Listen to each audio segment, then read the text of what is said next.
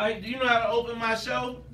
Oh yeah, I watched your Facebook all the time. I know. Okay, cool. So wake up everybody, and then when we get to the chorus, you know I signal, so you bring my mic up, okay? All right. All right.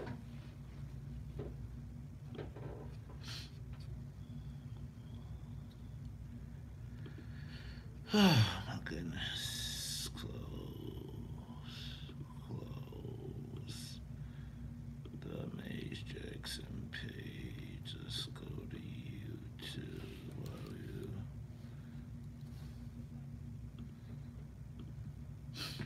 Let's go here. What's up, y'all? Take a moment, share the broadcast.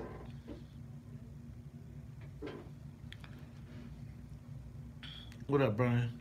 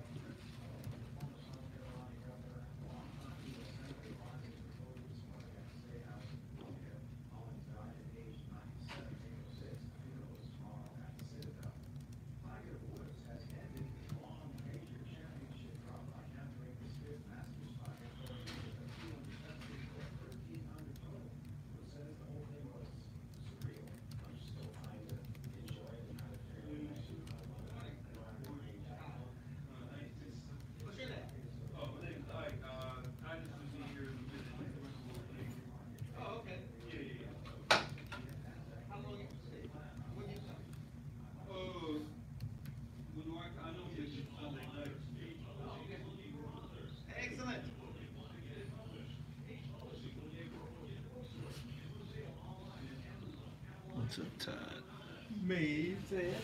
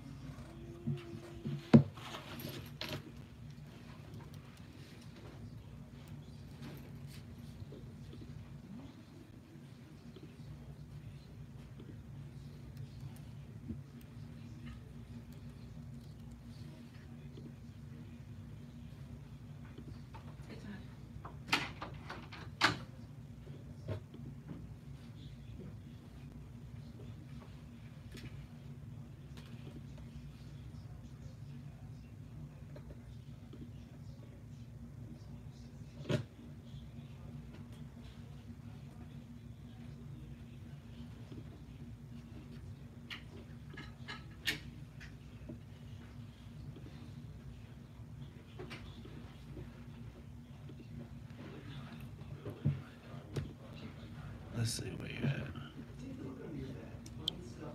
Perfectamundo. I am behind that preposition, young man.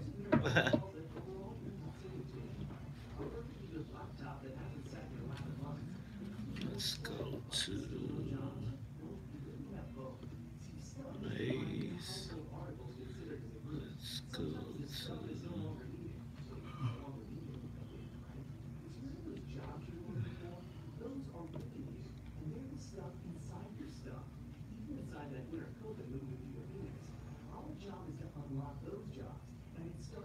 what am I doing?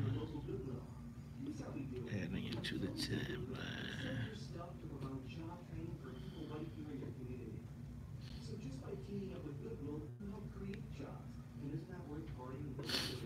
Good morning, Bueller.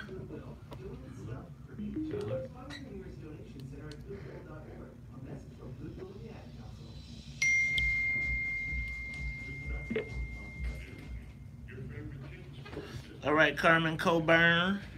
What up, Raymond Hubbard? What up, Tiger Lily? What up, Brian Hudson? What up, Felicia Lucas Miles? What up, cousin? What up, Nettie Morris?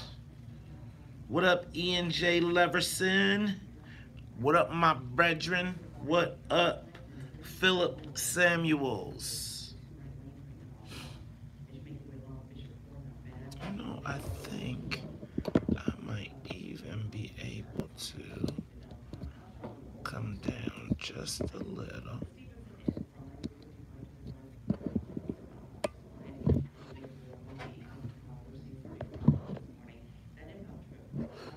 What up, Deborah? What up, Kenneth Reed? What up, Hassan Elamine? All right, Ike, can you handle it? Pressure, man. Pressure.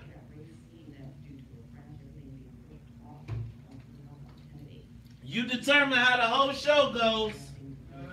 All right. My producer is not here. Sonia is on a trip. Ike is in the box. Oh. Ike is in the box. And we gotta fly this old plane with a whole inexperienced crew. How the pilot gonna be late? We can't even get to 50,000 feet without the pilot. Yeah, you know, in the old days they had a navigator in there. I think we need a navigator. Midway Broadcasting Corporation. Got my intro? Got my intro?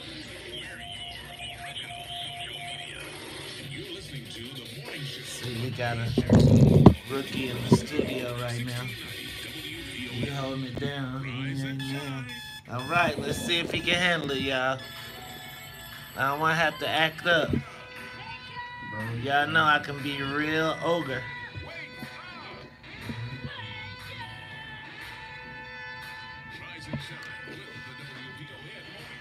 Wake up, wake up, wake up. Featuring Maze Jackson. Do you understand the words that are coming out of my mouth? The WVON Morning Show.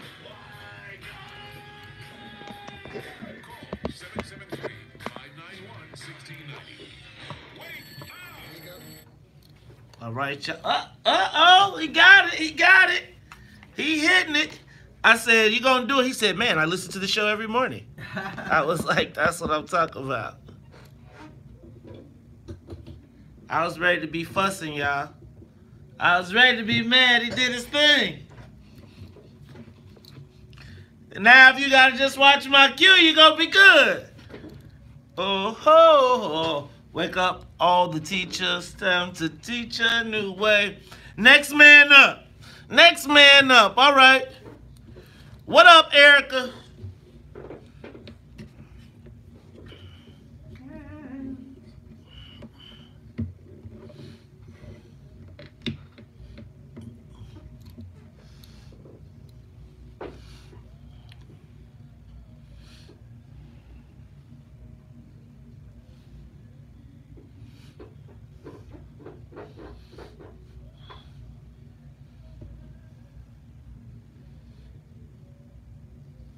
Wake up, Chicago! Wake up, world! This is the WVON Morning Show. I'm your host, Maze Jackson, and my co-host, Todd Stroger, is in the building, on time, locked and loaded. Todd, how you feeling this morning? I'm feeling great. We went out to Alpine Valley, did a little skiing this weekend. You know what, Todd? You know I'm lying, right? I was about to say, I was about to say, Todd, you I know don't what? like cold weather sports. You don't like cold weather sports? Not really. You know what? I'm gonna tell you what.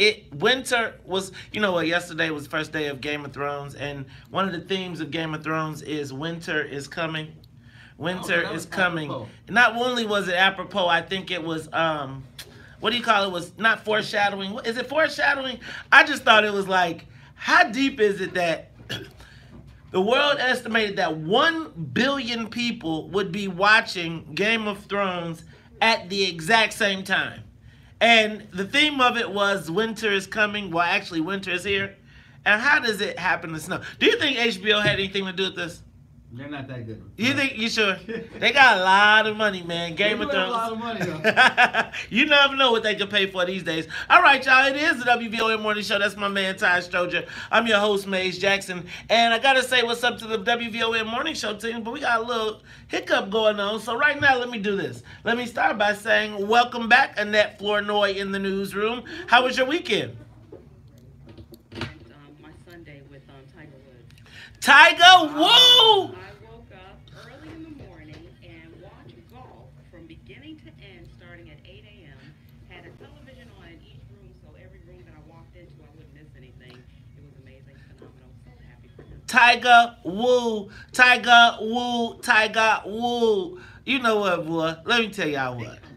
That is the is that bigger than Michael Jordan's comeback? Oh, most definitely. Oh my God. Yeah. You know, we gotta talk about this. Because he went through so much. It was a long time coming. I mean, we didn't expect it. We thought he was washed, lost endorsements.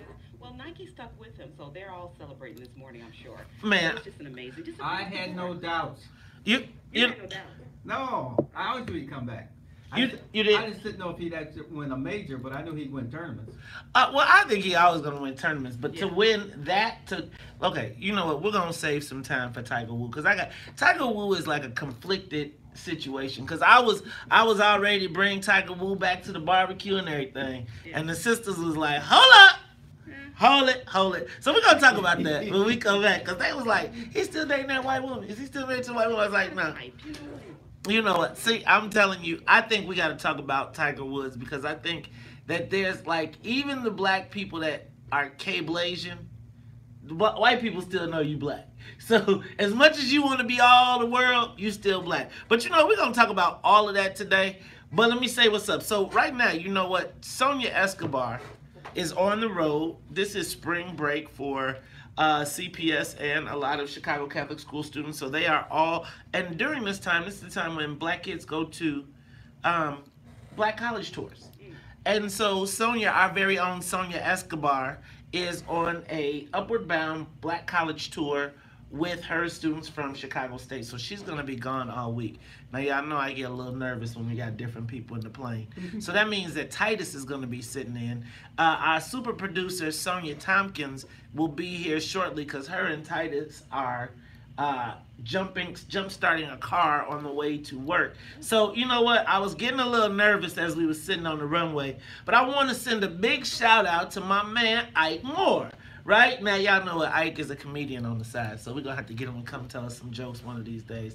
But Ike is sitting in the pilot seat, and you know, I was getting a little nervous. You know, I'm going to tell y'all, if you look at my Facebook status, I was all ready to be funky, have an attitude, be like, oh my God, what is going on?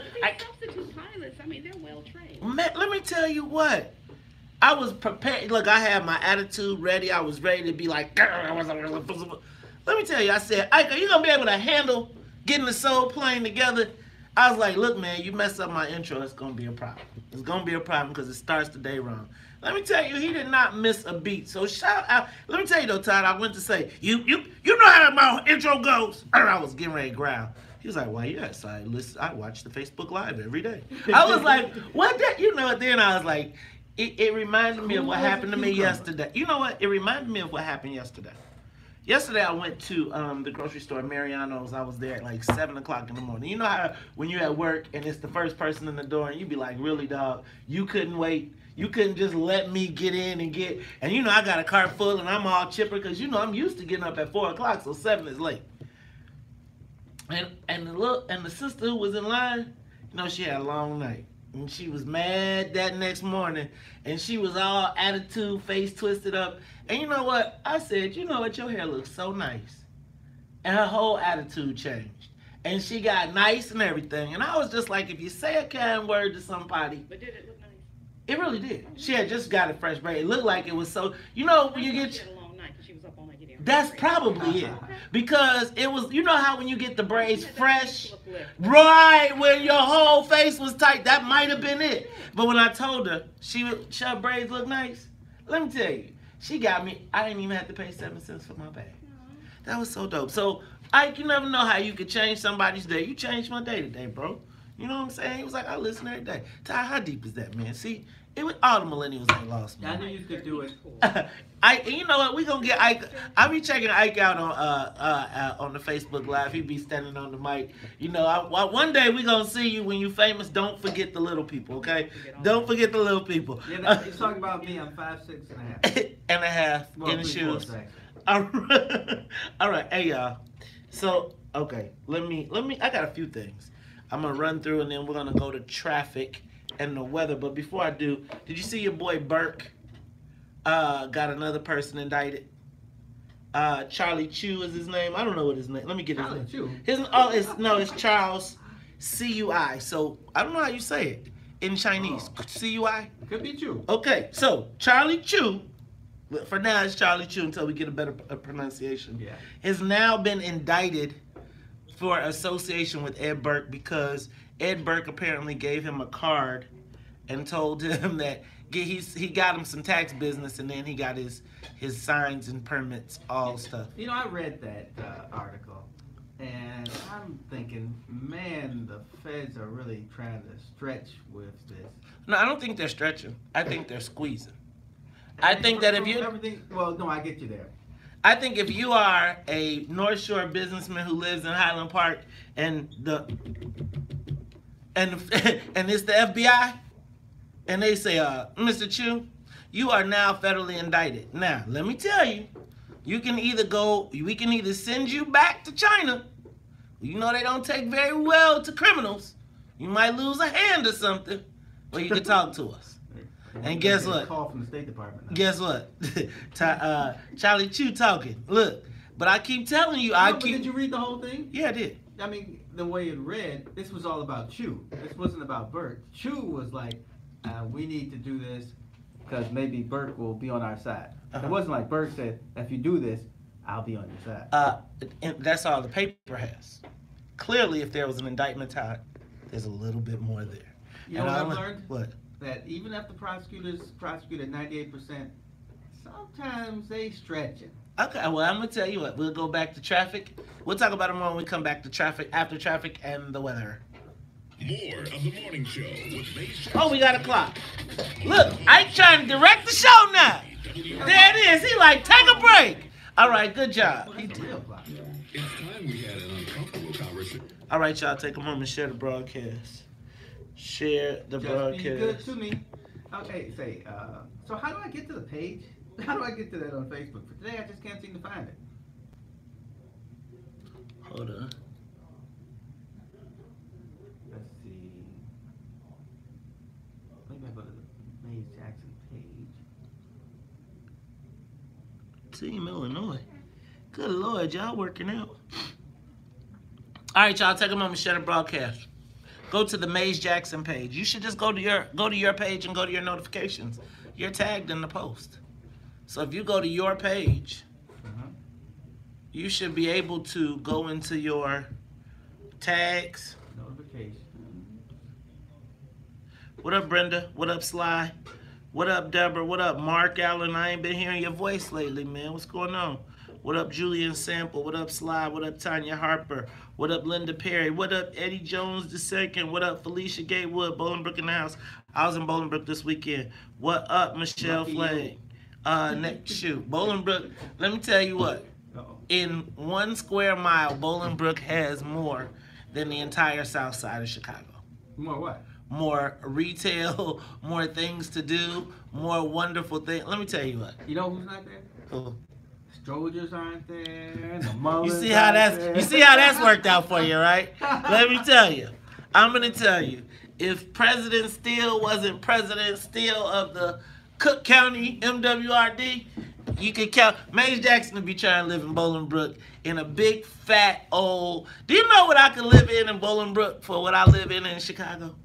I could have a boat slip, a boat dock. I could have.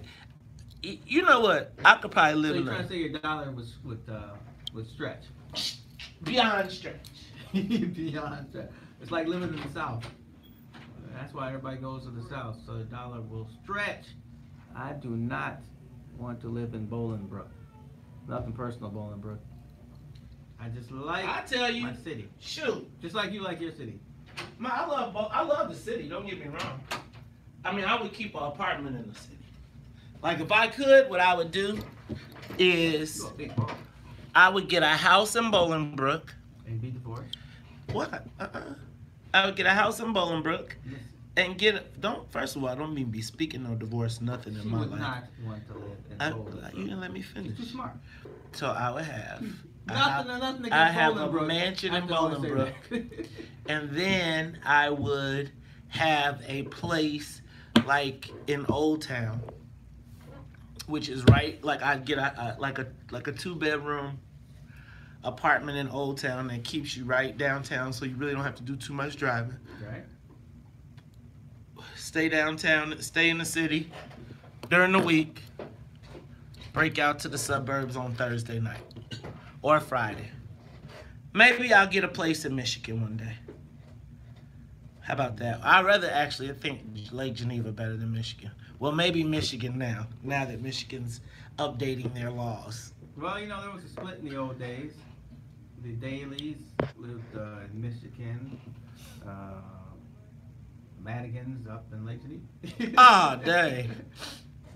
I guess they both had their own separate positives. Enclaves. Whatchamajigam, who's the rich guy that has the place up with the party? Richard Driehaus? Oh, Treehouse. He went to St. Ignatius. But he is totally in that liberal camp. Right. In that sense, I mean, like, he would give money to Claypool and such. He's totally in that bazillionaire camp. How about that? Oh, no, yeah, he's awfully rich. Can I tell y'all who reads the May Said newsletter? Who that? Neil Bloom. I know that name. Which You one? should. The billionaire casino magnate. All right. Hey, you know what? Can I tell you what? I should know him. The He most, should know me, I should say. I would tell you that my newsletter probably has some of the most influential readers in the city. Tanil, tell them how they can subscribe to my newsletter. You all Tanil. should get the May Said. Tell him how. Tanil's on, you know, I just like Tanil's that. behind the scenes. What up, Andre Smith? Congratulations on your sermon. So is this like the old guy who used to live up north? I mean, I don't know if he's still alive. Who used to write that article about politics? I can't. Stewart, what's his name? Russ Stewart. Yeah. What Is it like about that? him? Who? Yours. Is it in that vein? No. It really is a recap of what happened, some of the social media commentary. It's a combination. I'm actually going to start writing an article weekly, though, like the weekly article, like I did the Preckwinkle OJ, like I did the Democrat, what is this machine you speak of? Yeah. Where is this machine you speak of? So I think I'm gonna do a piece every week for the newsletter now. Oh, we back.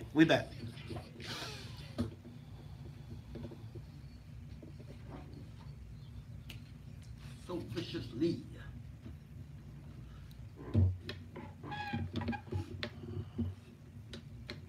And a brand new Cadillac, whatever. On the wall, so I can see the Knicks play basketball. Then could ever spend. You are tuned in to Dr. Chicago 1690 AM. I'm your host, Mace Jackson. Got my man, Ty Stroger, sitting across from me. Back in the day, everybody knew that song. You know what? Everybody black. Puffy made, when it was making the band, Puffy made the entertainers learn every word. What was it, like 11 minutes long? How long is it? It's like 11 minutes long, Rapper's Delight. But you know what? What's so crazy is Rapper's Delight, when you watch the story, they really stole the song. They actually stole the whole song, and somebody heard them rapping, and they took it worldwide. I would put it more like they stole parts. So I can't remember if it was Grandmaster Caz. Go ahead. he went to one of the guys and said, "Can I use your rap?" And he said, "Okay." Well, he said okay, but he ain't. You know what? Well, We're gonna talk about. Well, you know, we're not sophisticated sometimes in the business. Yes. So, And then we he get. didn't know. Okay, I want writing credits. Let's sign this. No. Actually, Well, yeah. We know we're gonna have to go back and do that. I'm gonna have to review that story. All I know is the brothers got swiped. Grandmaster Caz. But Grandmaster Caz, though, the guy raps the guy's name who wrote the song, like, on the seat, right? He like Casanova, and that was right, and that was somebody else. You know, let me move on. Because I'm gonna get stuck. All right, look, so we got Burke, has got somebody else indicted. Tiger Woods wins the Masters. 1 billion people watched Game of Thrones last night. I gotta talk about Game of Thrones. That's a billion plus one. You know what? You probably with a billion plus 5. Pete Buttigieg, I don't know how to say it. I'm gonna call him Pete until he gets on the WVON morning show. Sonia, we want Pete Buttigieg on the show. And Cory Booker both announced for president this weekend. Cory Booker seems to have fallen flat. I think that the biggest news for Cory Booker was really that he was dating Rosario Dawson. But I don't know if he's really going to be president. That is big news for me because she was in all the Marvel things on Netflix. Was she? Yeah, she was in Daredevil. She was in Luke Cage. She was in Jennifer She Jones. never made none of the big screen, though. Oh, are you kidding? I'm talking about. She is in every other movie that was made in the last 10 years. Really? Yeah, look her up. You know what? Rosario Dawson, I just remember her from basketball when she was with Basketball Jesus. What's his name? With the spike? Shuttleworth? No. Was it? Remember, what was the, You got game? Yeah. Wasn't she in that? I don't remember. I thought she was in I that. tell you she was in everything. I bet she was. All right. How about Chicago Fire coach charged with fondling and grooming female players, telling them that they would You mean groping? grooming. Telling them that they would play better if they sounds started. sicker than anything I've heard about that. Grooming preparing them, telling them that they would be better soccer players if they had sex. Yeah. I mean, I saw that, but I didn't hear that part. Well, the whole thing was kind of creepy anyway. Yeah, I mean, yes. I still am very suspect of the men coach women stuff. It's just too much for me right now. How about Ambimbola Osendario? Abimbola Osendario. Do you all know him? Abimbola. I'm gonna guess he's a soccer player. No, he is one of the shirtless Nigerian brothers who beat up Jussie Smollett. Well, check this out. One more in Jussie Smollett's, one more flaw. He just won the Chicago Golden Gloves. Really? Let me just tell you, if he won the Chicago Golden Gloves, Jussie Smollett would have got a bigger beating than that. Yeah, right. All right? Yeah, he's walking around with one of those big eyes that are puffy and closed. Yes. Okay. Y'all know I love Kim Fox. I love Kim Fox. Why do you invite, and if nobody's saying they want to investigate you, regardless of all the public pressure, never invite someone else to investigate you if there's no call for the investigation. She has called for, and now he has accepted, Patrick Blanchard. I know Patrick Blanchard. I pointed him actually. Really? Patrick, he of Bruce Rauner fame. He's the one who called out J.B. Pritzker. You appointed Patrick Blanchard. Is he a good guy? That's a perfect example. So you appointed him. How did he work out for you? You appointed. Okay. So let me just tell you this, guys. Let me just make this advice. If you can't guarantee the outcome of the investigation, now this is Chicago, so maybe, but if you cannot guarantee the outcome of the investigation, don't call for an investigation of yourself. Let me just tell you, because white folks get a little tricky. And the next thing you know, the Inspector General releases a report that says it's flawed, and now what? Okay, so I feel like some days, what's the old girl from what's the girl that had everybody wanting to be a mistress? What's the show all y'all black women used to watch that everybody was a mistress? What's her name? Y'all, she dressed real good, so she slept with the white president. What's the name of that show? Oh. Everybody was watching. They well, anyway. I didn't watch that show, but I know the show. Right, so I'm just telling y'all, whatever that show was, has got this whole game all messed up. I'm telling you, Kim, I need to come in and fix this. Well, let me stop. I need to come in and fix this. I'm on the team. I just want y'all to stop. House approves. Did you all see the Illinois House approved a bill to provide college state grants for undocumented immigrants? Yeah, what is that about?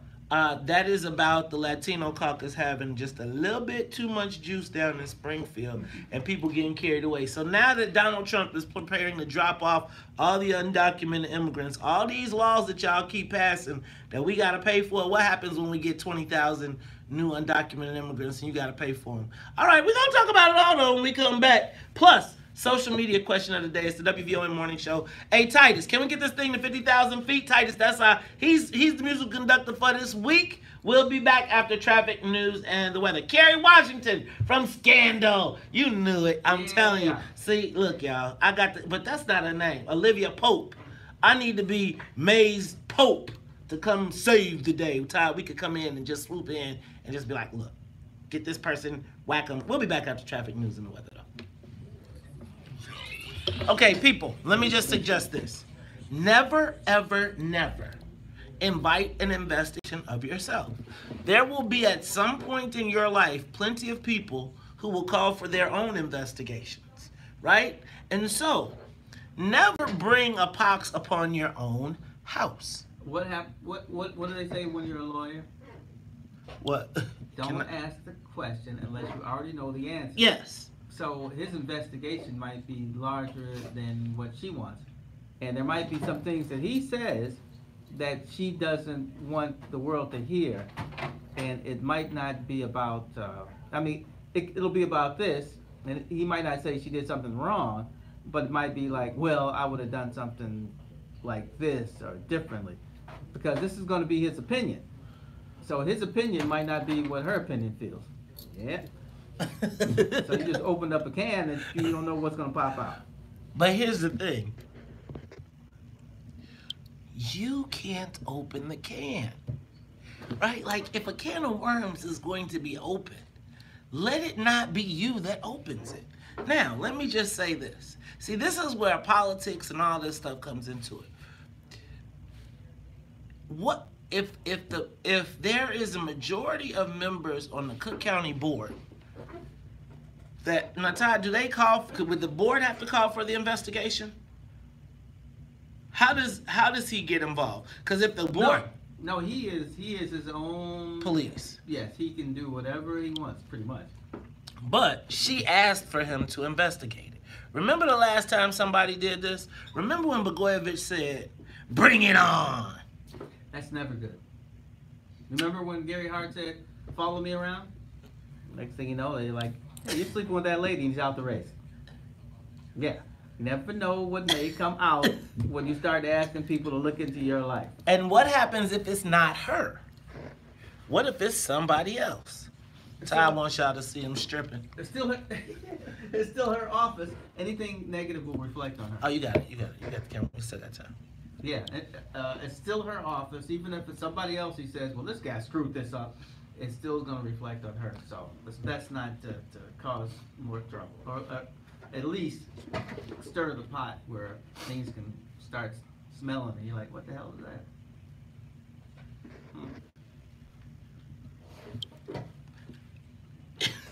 So, I feel like, so I'm gonna have precinct training class next month.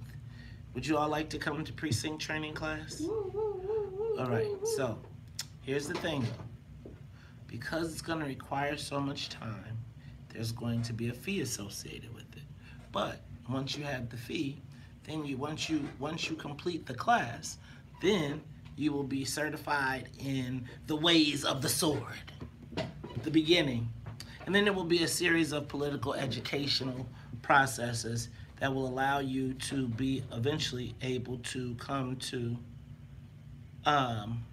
become a committeeman and a digital precinct captain as well.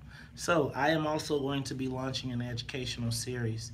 Todd, actually I want to talk to you about teaching one of the classes one week. So yeah, 4-week class. We're gonna do a month class series. And Somebody out there has our precinct captain handbook. I'm a find one of those. Ooh. See, Todd. So here's the deal, y'all. We're trying to build a new army, a new political army that can be deployed anywhere. That if you give a person a precinct, they can go in the precinct and know how to win that precinct. So again, if we only have 50 people, most wards have about between 35 and 60 precincts. So let's say you have 60 people that know how to win a precinct. Literally know how, from service requests, and y'all, it's like you'd be surprised at the clicks, the people that we got woven into the system that can get things done. So imagine you could go take a ward and you could just open up shop and just be like, okay, you are now assigned to precinct 1 through 60, and we open up a headquarters in a ward and just say we taking this whole bad boy right now. And now imagine you can multiply that times each ward. So if you got 50 people that can go into any ward and they know how to win a precinct, and you got the upper, and right now we putting the people together, can't tell you where they at.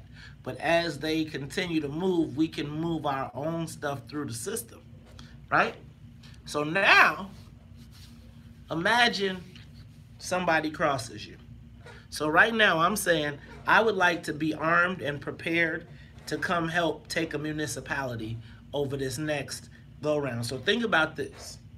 Think about if we decided we were going to pick one suburban town, one, and said we are going to train precinct captains to win every precinct in this bad boy, and we're going to literally go into a municipality. You forget a state rep, forget a state senator. You could take a whole town. Think about this. You could be the mayor of freaking Bellwood for less than 10,000 votes. You could, last election cycle, for 35,000 votes, you could have run a total of 17 municipalities. 35,000 votes. Y'all want to do some damage? Y'all don't want to do no damage. Y'all scared? Y'all don't go to church? Let me tell you what. Then if we took a municipality, then you get everything in it. Uh-oh. Titus trying to rock with us?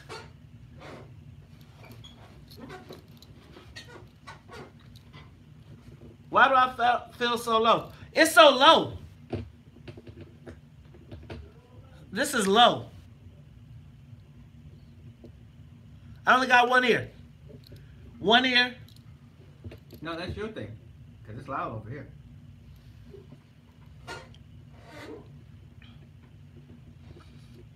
I want y'all to join the army. Let's take them all, Game of Thrones. You are tuned into the Talk of Chicago, 1690 AM. I'm your host, Maze Jackson. Got my man, Ty Strojan. Ty, it is time for the social media question of the day. Hey, man, Ty, yes, yesterday, I had a flashback. I remember, man. I remember. You never pledging. Nah, not pledging. Well, I do remember. You never forget pledging. You know what I'm saying? But Tiger Woo won the Masters yesterday. And all the brothers, every brother I knew was jumping around. Woo, woo! Our brothers don't even play golf. Just jumping around, happy to see that brother Tiger Woo back. Hadn't yelled that loud since OJ got it. Man, can I tell you, when Tiger Woo, when I knew he was going to win, I called my son, I said, get in here. Sit down. And he was like, Dad, it's golf. Sit down. It's golf. Then, you know, he getting ready for a basketball tournament. Sit down and look at the TV. Because I want you to witness history. And then Tiger hits the putt. And I was like, you're not going to appreciate this now, but you'll appreciate it years from now. But it was like, to see Tiger Woods, you know, come back, I was ready to invite him. I had his invitation. I was engraving the invitation to the barbecue. As he was approaching the 18th, man, I had it. Look, I was getting a gold-plated invitation ready. I was like, yes. And then someone who shall remain nameless said, I was like, ain't this awesome? This is great. Someone, again, who shall remain nameless, said, excuse me, but do he still go with that white woman? And I was like, dang. And for the brothers, I think that Tiger Woo is the symbolism of beating the white people at the whitest of white events was enough for black people. You ain't lying about that. It's the whitest of the white. I mean, when they showed the crowd, I told my son, look at that. That's funny. My wife said the same thing. She's like, oh, there's a black guy. They panned the crowd. I was like, look, do you don't see? But in the shots, there was no black people. Mm-hmm. So I think we all was like, the brothers was like, you know what? Because, you know, you go to the white golf course, the white boys be like, now black golfers are off the chain. Yeah, don't dress a little funky. They be like, All right. So, but then it reminded me, but then, you know, Tiger Woo, it got me to thinking, like, what does it take to get back to the barbecue? Right? Because someone who shall remain nameless was the first thing. I was like, he back. But then someone who shall remain nameless was like, what about the white woman? Then I was thinking about OJ. Right? Because when OJ beat the system, didn't nobody care about Nicole. Didn't nobody care about that he had ignored all the black people. We was just like, Johnny Cochran, O.J. Simpson, he has officially beat the white people at a sport, at a system that we know is crooked, so he black again. Yep. Then I was thinking about Vanessa Williams. Remember Vanessa Williams? She of... How can you not? Vanessa Williams, she of Miss America revoked status, lost her Miss America. But then she came back, you know what? She was whiter than white. Remember, she was Miss She, you know, I don't even think she knew no black people. She was adopted. Remember the whole story? And then all of a sudden, when she got in them Playboys, then I think it was Penthouse. look, you saw it, right? You know what? Yeah, Penthouse. I have to check that out. No, I don't. But Penthouse, then she had to come back. She released the R&B album, and all the black people. She was black again. Amen. She's your man. I'll be dreaming. Dreaming. Right. Then she started dating Rick Fox. Right. Got her a basketball player. So she got back.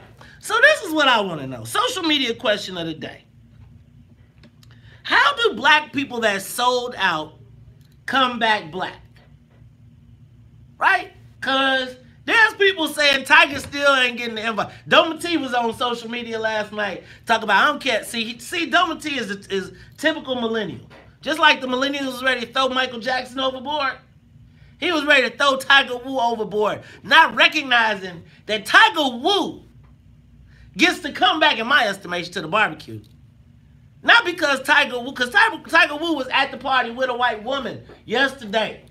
He had a new white woman. But the question becomes, because he beat white folks at the whitest of the white sports, and even if Tiger Woods don't recognize that he black, can I tell you what?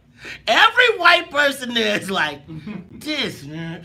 Did y'all notice how when Tiger Woods was when he was the best golf player, all the white people loved him. Oh yeah. They was like, oh, Tiger Woods, Tiger Woo. Yes, that Tiger Woods was like Michael Jordan. Like all the white boys was trying to be like Tiger Woods on the golf course, cause they could never match Michael Jordan, but they had a dream of being as good as Tiger Woods. But when he fell off, I think white America was happier. I think rich white men was happier than pigs and slop. Cause they was like, I'm so glad, cause Tiger did it like Tiger went and got he went and got a Nordic woman. Like, right, from Switzerland, right? Like, he had the white, he went and got the whitest of the white. Right. She literally was Nordic. Right, that's my point. He went and got him damn near an Aryan, right? And was like, just to spite them all. And so, as much as you dislike the fact of the things that Tiger did somewhat, it's like the fact that it's white people cooking everywhere, just steaming. What does it take? Y'all give me a call. 312-374-8130. What does it take for a black person that sold out to come back to the barbecue? And this Tiger Woods, welcome back to the barbecue. Let me ask y'all, is he? Give me a call. 312-374-8130. Todd, is he back at the barbecue? Dang, man. He was at the... See, you done sold out too, Todd. Think about how many mad white people it is right now. Hey. That's enough for me. I like Tiger Woods. I don't know if he identifies with the group at all, though.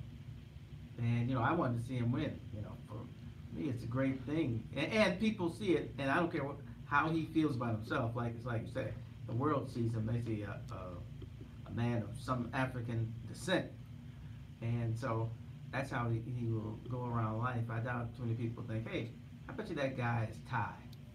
Right, see, right, exactly. So even though he don't necessarily see himself as black, I think the white folks walking around him are like, this guy right here, man.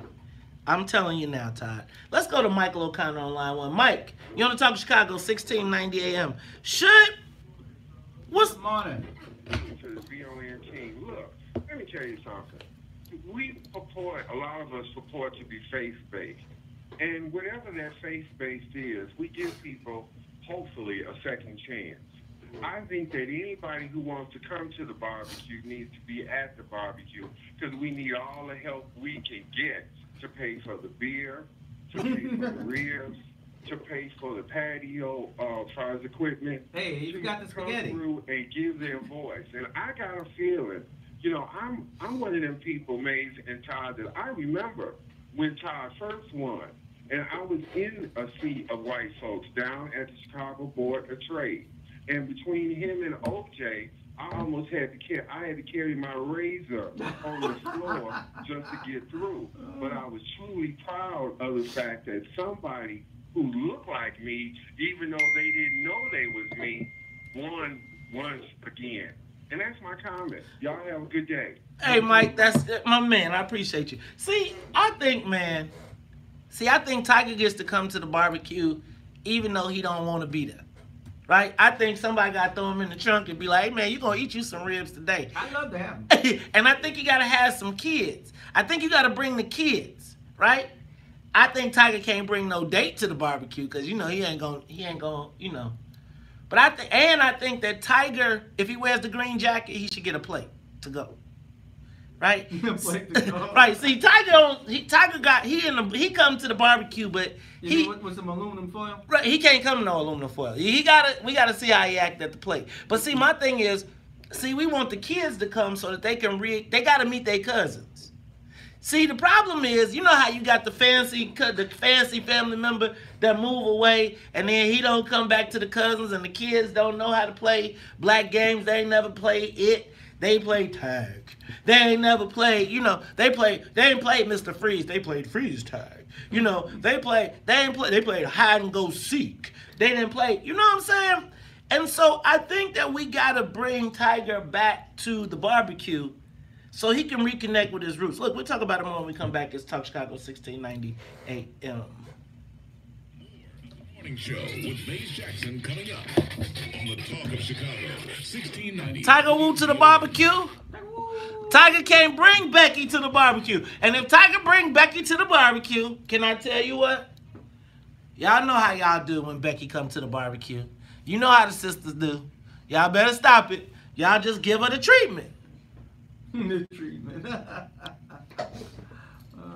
Yeah, I didn't know that was his girlfriend. I mean, I didn't know what she looked like. I knew he done slipped off since Ellen. Yeah, I was kind of surprised at the way this one looked. She didn't look like all the other ladies that he's going out with. She's got black hair. She's small. About third, I thought the other ones were kind of really tall and blonde. But hey, Ellen wasn't tall. She wasn't tall. Just blonde. Just blonde. She was Nordic. Yeah, but hey, to each his own. The only reason her parents let them get down was because he was Tiger Woods. No. And you know, he is Tiger Woods. right. And when it was over, it was like, you back to, how many times you think they called him a nigger? After the divorce. They was like, hello, dinner. Hello, paycheck. Yeah, that guy, he was worth $90 million at one point. He probably worth more than, dude, Tiger? I thought he was worth almost $1 billion. Really? Yeah, it's at 90 million. Man, 90 million. Tiger would be a failure if he was only worth 90 million at this point. I read up on him later. Tiger Woods was I take it back. I believe he had earned $90 million playing golf. Okay, because his Nike was bigger than that. Right, just playing golf, not the other stuff. I mean, remember, I'm Tiger Woods. I'm Tiger Woods. I'm Tiger Woods. Remember when he did that commercial with that ball? And he was like, tick, tick, tick, tick, tick, tick, wham! I mean, it's like one of them things where with Tiger, I feel like it's like if you put a black person in any sport, regardless of if their genes are going, at some point, we're going to win genes-wise. Now, that's going to probably get me into some trouble. But I am going to tell you that was what Jimmy the Greek said back in the day. I was watching the game when he said that, too. Well, I was like, dang, did he just say that? I mean, back in the day, they were bred to jump higher and faster. Yeah, he was just digging a hole. He was like... I was watching that. Shovel isn't big enough. Bring in the tobacco.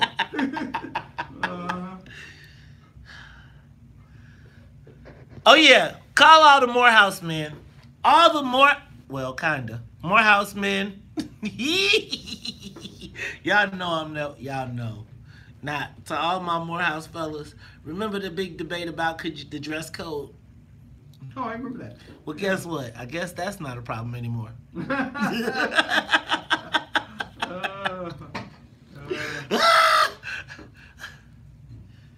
I feel like with the Morehouse, they just captured the flag, y'all. I feel like the new Morehouse policy is literally they captured the flag.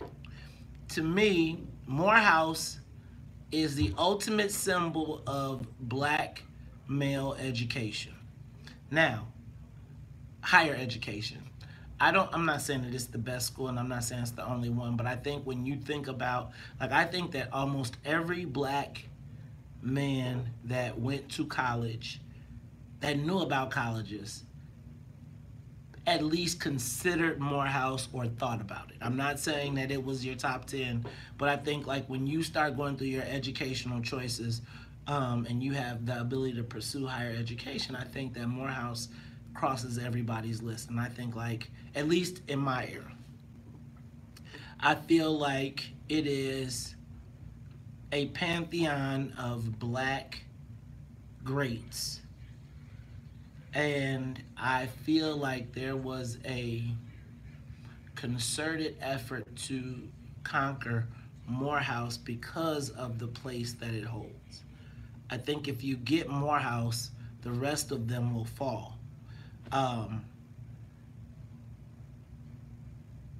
man, I feel like it was a symbolic stake in the heart of the future of black masculinity.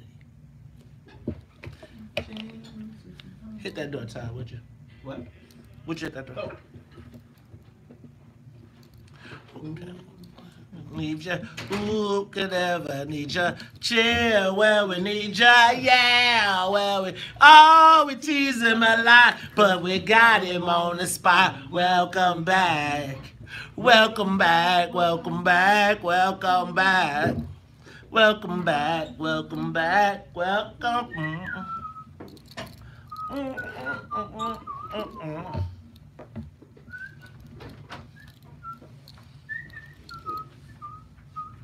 You are tuned in to the Talk of Chicago, 1690 AM. I'm your host, Maze Jackson. Got my co-host, Todd Stroger, sitting in. We are singing, welcome back, welcome back, welcome back, welcome back to Carter. Because you know what we are asking, the social media question of the day.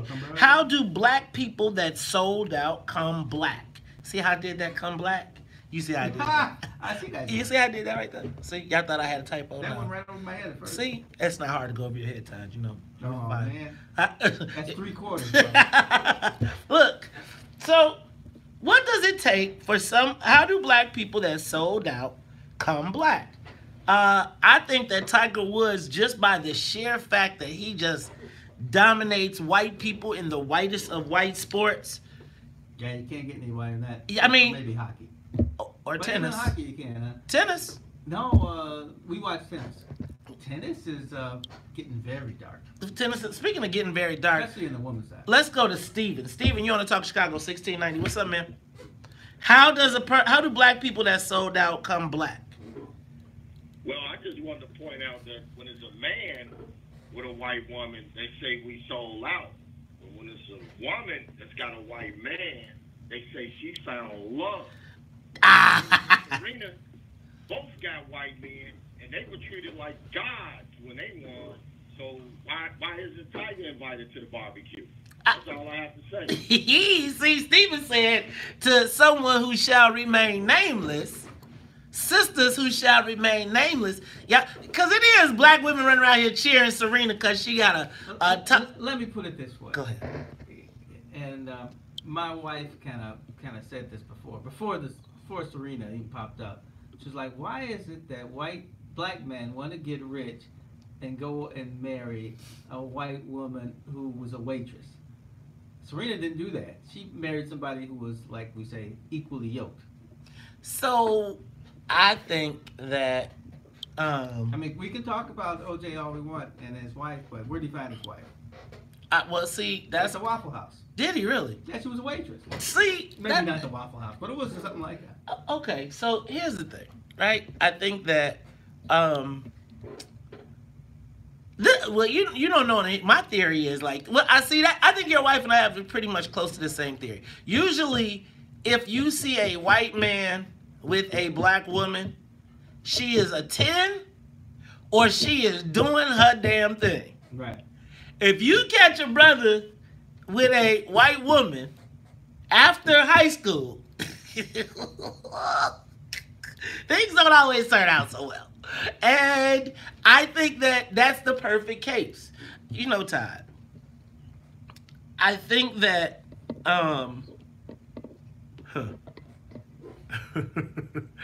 so let me ask you a question. If you date outside of your race, does that automatically disqualify you from the barbecue? Clearly not. No, because we know a lot of people. Clearly not. That At kid. the barbecue. Right. So what do you have to do to get back though?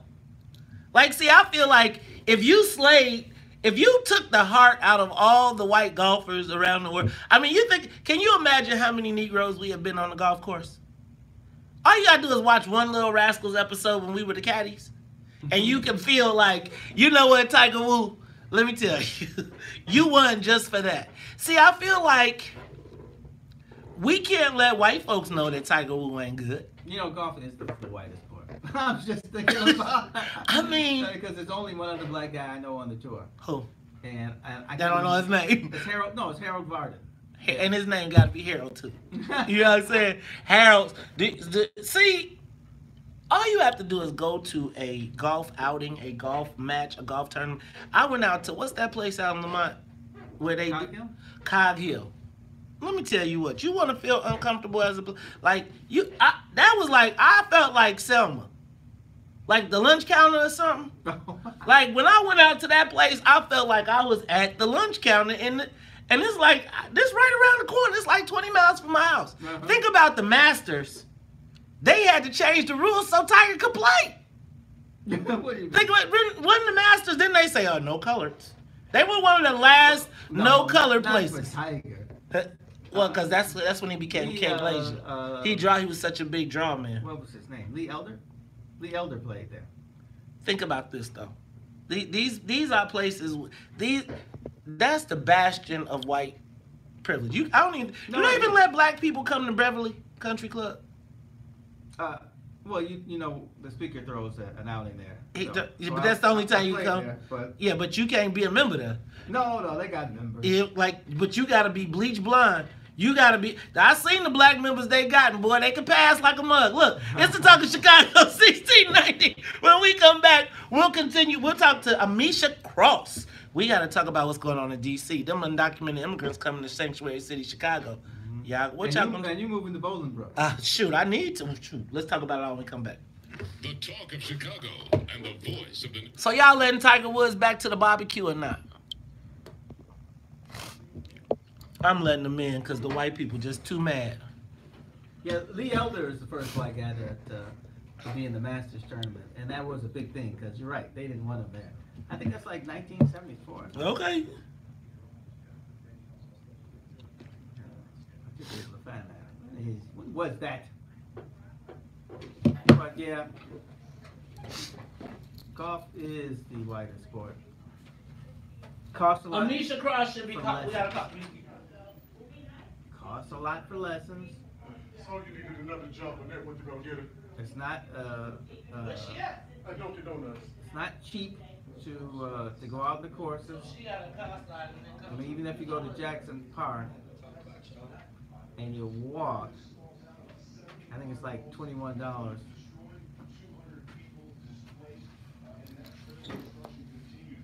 And then you gotta get there. You gotta buy clubs. You can do that on the cheap, but golf is a tough thing. You need lessons. Man, I broke like 3 drivers in one. Me and Vince went to the range to go hit golf balls. I broke 3 drivers, like bam. Oh man. They were like, "Is that possible?" Now I will say, Mr. Dill's grandson, Mr. Dill used to be the water superintendent out in the South District for the city. He lives down the street.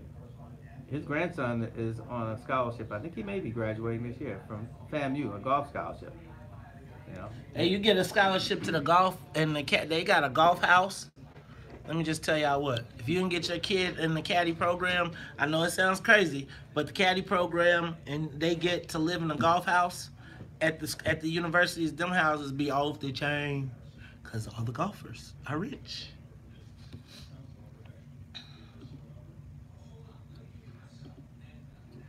All right, take a moment, share the broadcast. What up, Tamiko? If I'm going to live here, I need to make enough money to join Olympia Fields. Might as well. You made, I'm getting old. you going to Olympia Fields. That dude is a No, member he's there. at Flossmoor. Is he at Flossmoor? Yeah. Does he invite you? Well, that's why I know he's there. I've gone with him at Flossmoor a couple of times. Lame.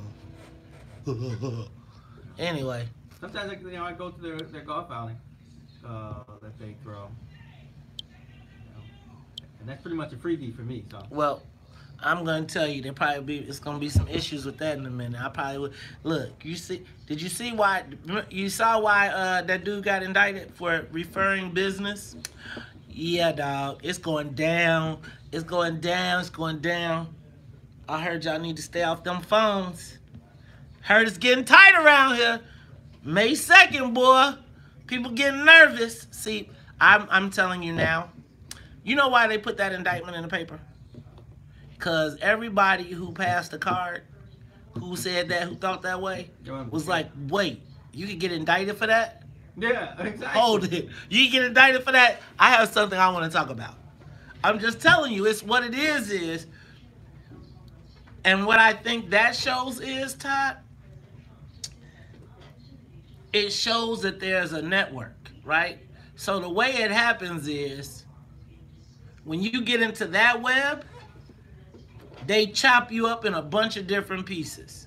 So one guy is your lobbyist, one is your lawyer, one is your property tax appeals guy, right? And then they just work you. And what they do is they assess the value to your project or to what it would cost you, and they say we can make that only cost 10% of what it would cost you if we don't help you. I don't know if that's illegal now. Huh? I don't know. Is that illegal? I think that Or does it just sound maybe unethical? That's what I think the feds are moving to. They're moving to trying to send you to jail for what people would say was unethical. You know somebody, so you use your influence, or not even your influence. It's the thought that you say, you know what, I can make this happen. And they're like, well, no, that's illegal. You can't do that. You can't tell them you can make things happen that other people can't. I think that, well, first of all, I think that I'm not sure what's legal and what's not legal anymore. So I think it's very gray. And I'm going to say, let me start there. Let me say that if you have $2 million in city funding and it is held up until you hire a certain property tax attorney, and then the second that you hire the property tax attorney, it becomes free, then there is the issue. And I think that what you've seen, and here's what I think is the difference. The difference is, there's one thing, like if you get engaged with them, then it's almost like your stuff stops because you haven't paid everybody. Like if you don't get on the radar, you can keep working. But if you get on their radar, then they be like, hold on, this dude got too much money. So we could get way more. And all I'm suggesting is, right, like if you can only get I think that you hire people based on their spheres of influence, right? But I think that's the lobbyist job. I think when the racket is, because property tax appeals has absolutely nothing to do with you getting this done. So you hire a lobbyist and you get it done, but the lobbyist tells you, well, for me to get this done, you gotta hire this alderman to do your property taxes, is where to me the illegal is. Like I don't. Yeah, but they don't. But that's because according to the document, that's not quite what Solis said. Cause Wait, Solis or no? I'm talking about now this Chew guy, the Charlie guy, not Solis. Yeah, but he was talking to his own people. He was saying this guy's an insider. We need to hire him. So I don't even know if that's illegal. He was saying if I hire him, I think things can happen for me. But if there's nobody else involved, if only you and I are talking like that, when I talk to any elected official about it, I don't see how that could be, you know, a legal issue. But I could be wrong. Maybe it is a legal issue. As I always say, they're trying to say You don't see how? Read that indictment. Yeah, No, I'm not saying read the indictment. I've only read what the paper says. Well, here's my thing. We haven't gotten the indictment. So we haven't gotten a full... Yeah. But, again, you don't see how it could be illegal? I tell you how it could be illegal. He got indicted. So until he gets unproven guilty, in America, you're guilty. Yeah, it's not the way it's supposed to be.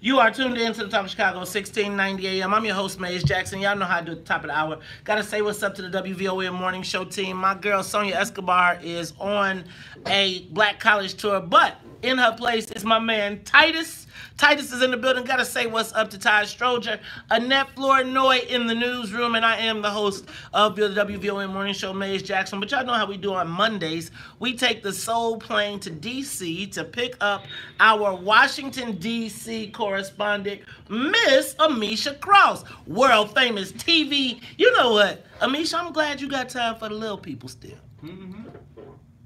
You are hilarious. First of all, WVON has no little people. We already know this is one of the top rated shows in the country. You know what? You guys. I take that. And you know what? We're always proud to see you blowing up, Amisha. And so a little bit later, we want to make sure you let everybody know about what's going on with your show. But hey, you are our DC correspondent, and there's so much going on in DC. So I'm going to do three topics I want to talk about. But I want to spend the most time on these undocumented immigrants getting dropped off in sanctuary cities, which I find hilarious. But let's do this. Let's go to Ilhan Omar needs extra security after a Trump tweet. Attorney General Barr claims that Trump was spied on. And then let's talk about Trump wanting to send the undocumented to sanctuary cities. Let's start with Ilhan Omar. What is going on? Seems like they're trying to treat her like a terrorist in Congress.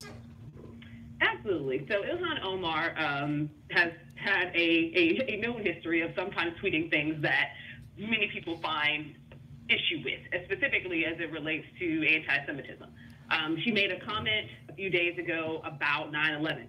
And though it isn't necessarily anti-Semitic, a lot of conservatives jumped on it very strongly. One of them being the President of the United States, who in his rebuke of her and his own tweets has actually incited a great amount of violence against her.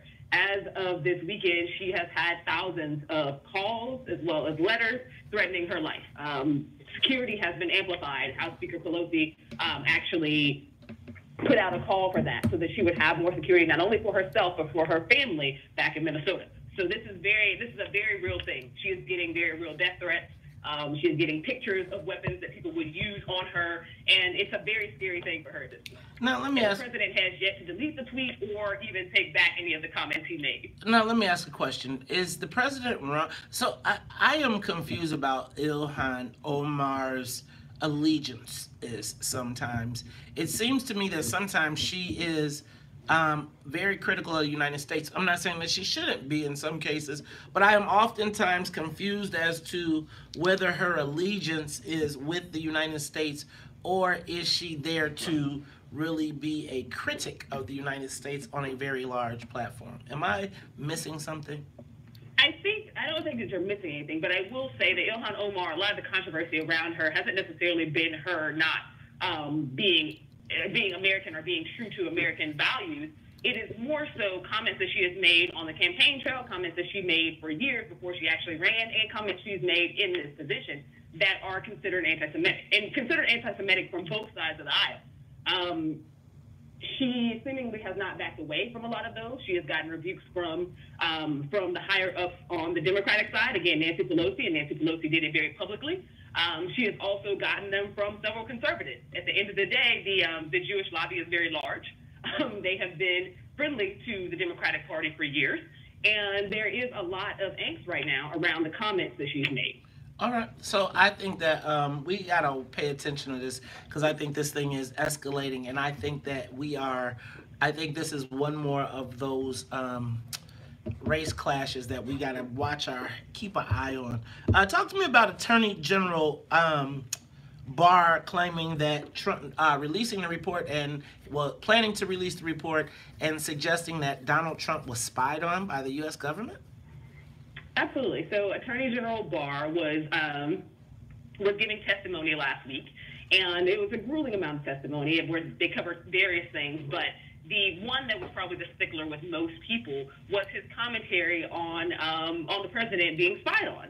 And as you know, the president has made comments that he was spied on by the Obama administration while he was running. This isn't something that is new, but it is something that we've actually never heard someone who's a member of the Justice Department actually come out and say. So we're watching this live, and when given the opportunity to clarify, because he literally shocked everyone at that hearing, when given the opportunity to clarify and ask 3 follow-up questions, he only doubled down on it. There is a natural belief among William Barr that this did occur. He has no evidence of it happening, nor did he present any at the time, but he is really reinvigorating this idea that Democrats somehow used something to spy on this president. Now let me ask a question: is William Barr, by doing this, undermining the credibility of the actual U.S. government? Absolutely. But I would venture to say that the president has done that during his entire term thus far, and now we're just seeing a continuation of this undermining. What I don't know is how this plays well for conservatives, or anyone really, when you continue to undermine these institutions, and institutions that, by and large, are ones that he's actually appointed people to. All right. Well, look, I want to get to the one that I'm really wanting to talk about, Amisha, which is President Trump and this plan to send undocumented immigrants to sanctuary cities. I know this sounds, I don't understand why this is controversial. Help me, first of all, understand why, if we say that this is what we want and we're crying and people are crying at the border, they are bawling, they are boo-hooing, they're saying, oh my God, this is terrible. It's like, why is it now illegal and why is it unconscionable that President Trump would put people where they're wanted? Wait a minute, mate. Who said they actually wanted to come to Chicago or New York or LA? They just want... He's talking about putting them on a bus and saying, we're going to drop you here. We don't care what you want to do, right? Oh, I mean, where were they coming when they got here? Who said everybody don't want to live here? Maybe they want to live in New Mexico. I mean, first of all, so now... Idaho. Okay, so then they could put them in... I've heard Amisha really likes Idaho. Amisha, talk to me about this. Is this real? Is this something that is really possible? Apparently, this is something that he had discussed before, and it just got media traction last week. It is something that is legally not possible. He will have to go through several hurdles before he can make it happen. This is what I call a Trumpism. Just say whatever you want. Okay, go ahead. Say that again. It was something he did to stoke the Democratic Party and to get attention. Legally, there are way too many things that he would have to climb over to make this happen. What it does, though, is really point a finger at sanctuary cities and has beefed up some of the mayors stepping out. And by and large, right now, I think all of the mayors of sanctuary cities across the country, and granted, there's only a handful, have stood out and said that they are pro this move. It's funny because they know that this will never actually happen. Legally, it's not feasible. But beyond that, sanctuary city designation is for those undocumented immigrants who are already there. It was never meant to be an open and welcoming for anybody who comes from anywhere. And I say that because there is also resource allocation that we have to think about. President Trump saying this This is the same President Trump who last year said that he was going to stop giving money to the state of Illinois, to the city of Chicago, for things that had nothing to do with undocumented immigrants. Right. And it's something that he still holds on to. An increase of undocumented immigrants in any city also runs the risk of him pulling back federal funding. And federal funding for things like health care, federal funding for schools, federal funding for various things. And I think that we have to consider that. And the fact that at the local level, this money is going to come out of taxpayer dollars. Let me stop you right there, Amisha, because we got to go to traffic and weather. But let me just tell y'all, give us a call, 312-374-8130. I want to know, you think President Trump is wrong for sending undocumented immigrants to sanctuary cities? I know it's all types of legal hurdles, but y'all keep cracking me up because y'all know how y'all keep telling me about President Trump got to wait for Congress, and then the next thing you know, he done executive ordered somebody.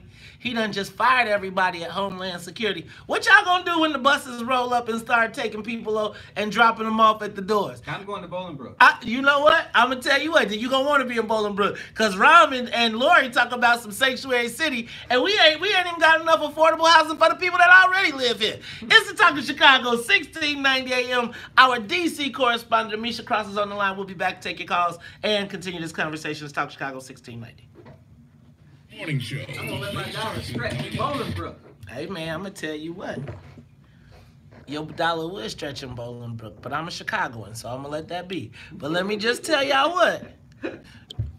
I think that it is freaking hilarious. It tickles me pink that he was like, all right, well, y'all want to welcome the... Then why Nancy Pelosi like, no, you can't. I'm saying, I think that the sanctuary city should volunteer. Like, I think y'all should get y'all own trains and y'all own buses and have a nice, and go down there and say, stop.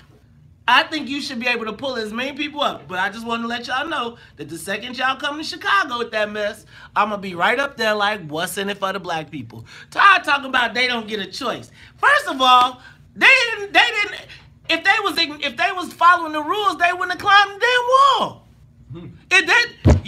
You don't really want a choice if you climb the wall. Because you could have took a bullet.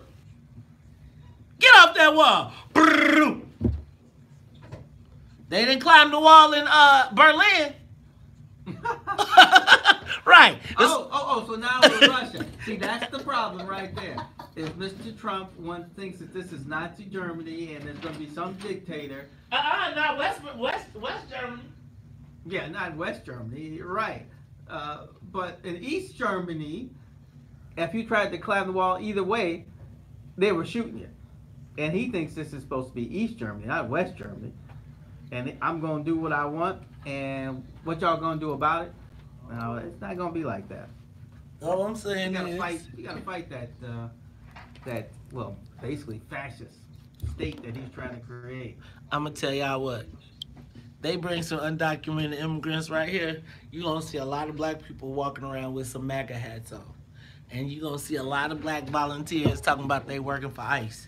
I'm going to tell you what. If I was Donald Trump, my unemployment program would be ICE. I would be like, ICE is hiring on the south side of Chicago. Black people would be running all up in there trying to... I'm saying that this exacerbates... I feel like Trump, as they're screaming no, why, if you want to provide sanctuary and you know that bad things are happening to people down at the border, why aren't there caravans of people saying we're going to come down there and pick them up and bring them here? I'm just saying, where's Rom didn't send a jet for him? How come he don't send a jet and be like, man? Because then what you go, again, this right now puts to me the hypocrisy of white liberal. Like, I don't even think this should be a debate. Like, y'all talking about sanctuary city. What do you think a sanctuary city means? What do you think that I think that sanctuary city means that when you come here, that you don't report to the federal government that that they're undocumented. They can't connect. You can't connect the federal government and use their immigration status against them to prevent them from getting housing, to prevent them from getting access to services, to prevent them from getting MAP grants that are limited in this state. And so now you're going to take 20,000 undocumented immigrants and welcome them in and then kick the black people who can't go to college off. But that's all good. I want y'all to do that. No, you and I, we're on the same page when it comes to that. I don't want to be giving them money, but there's certain things that I think they have to have. So like Heartland Alliance. Like healthcare. So think about this though. You ain't got healthcare here. But here's the thing. Think about places like Heartland Alliance that have $100 million allocated to... Oh, could you get that door? I'm sorry. Go ahead.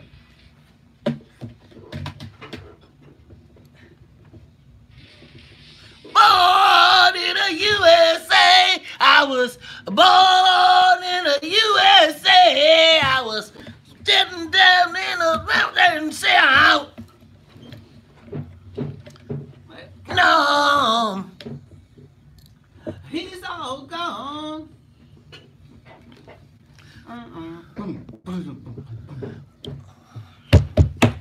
Now. Throw up in her arms. Bum, bum, bum, bum, bum.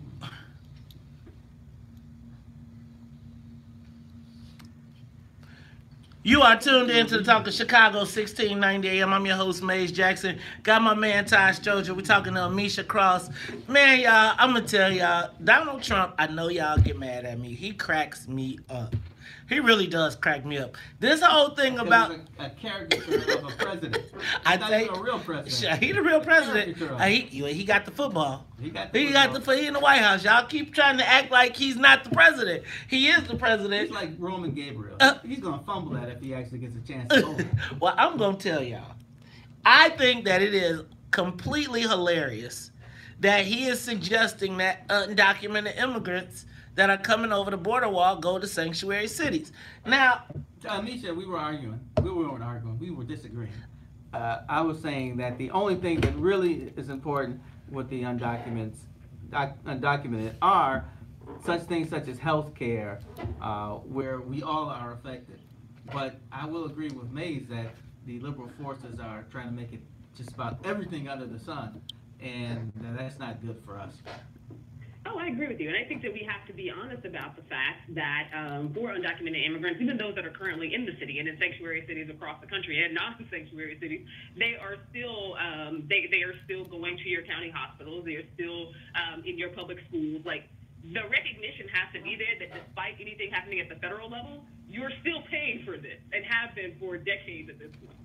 And see, that's what I'm saying. Like, so Amisha, you know that they just passed a bill in the Illinois House of Representatives that suggests that undocumented immigrants, even though they're not qualified for federal grants, should be qualified for MAP grants, right? Which are state-funded grants, which is limited supply. So imagine, get out.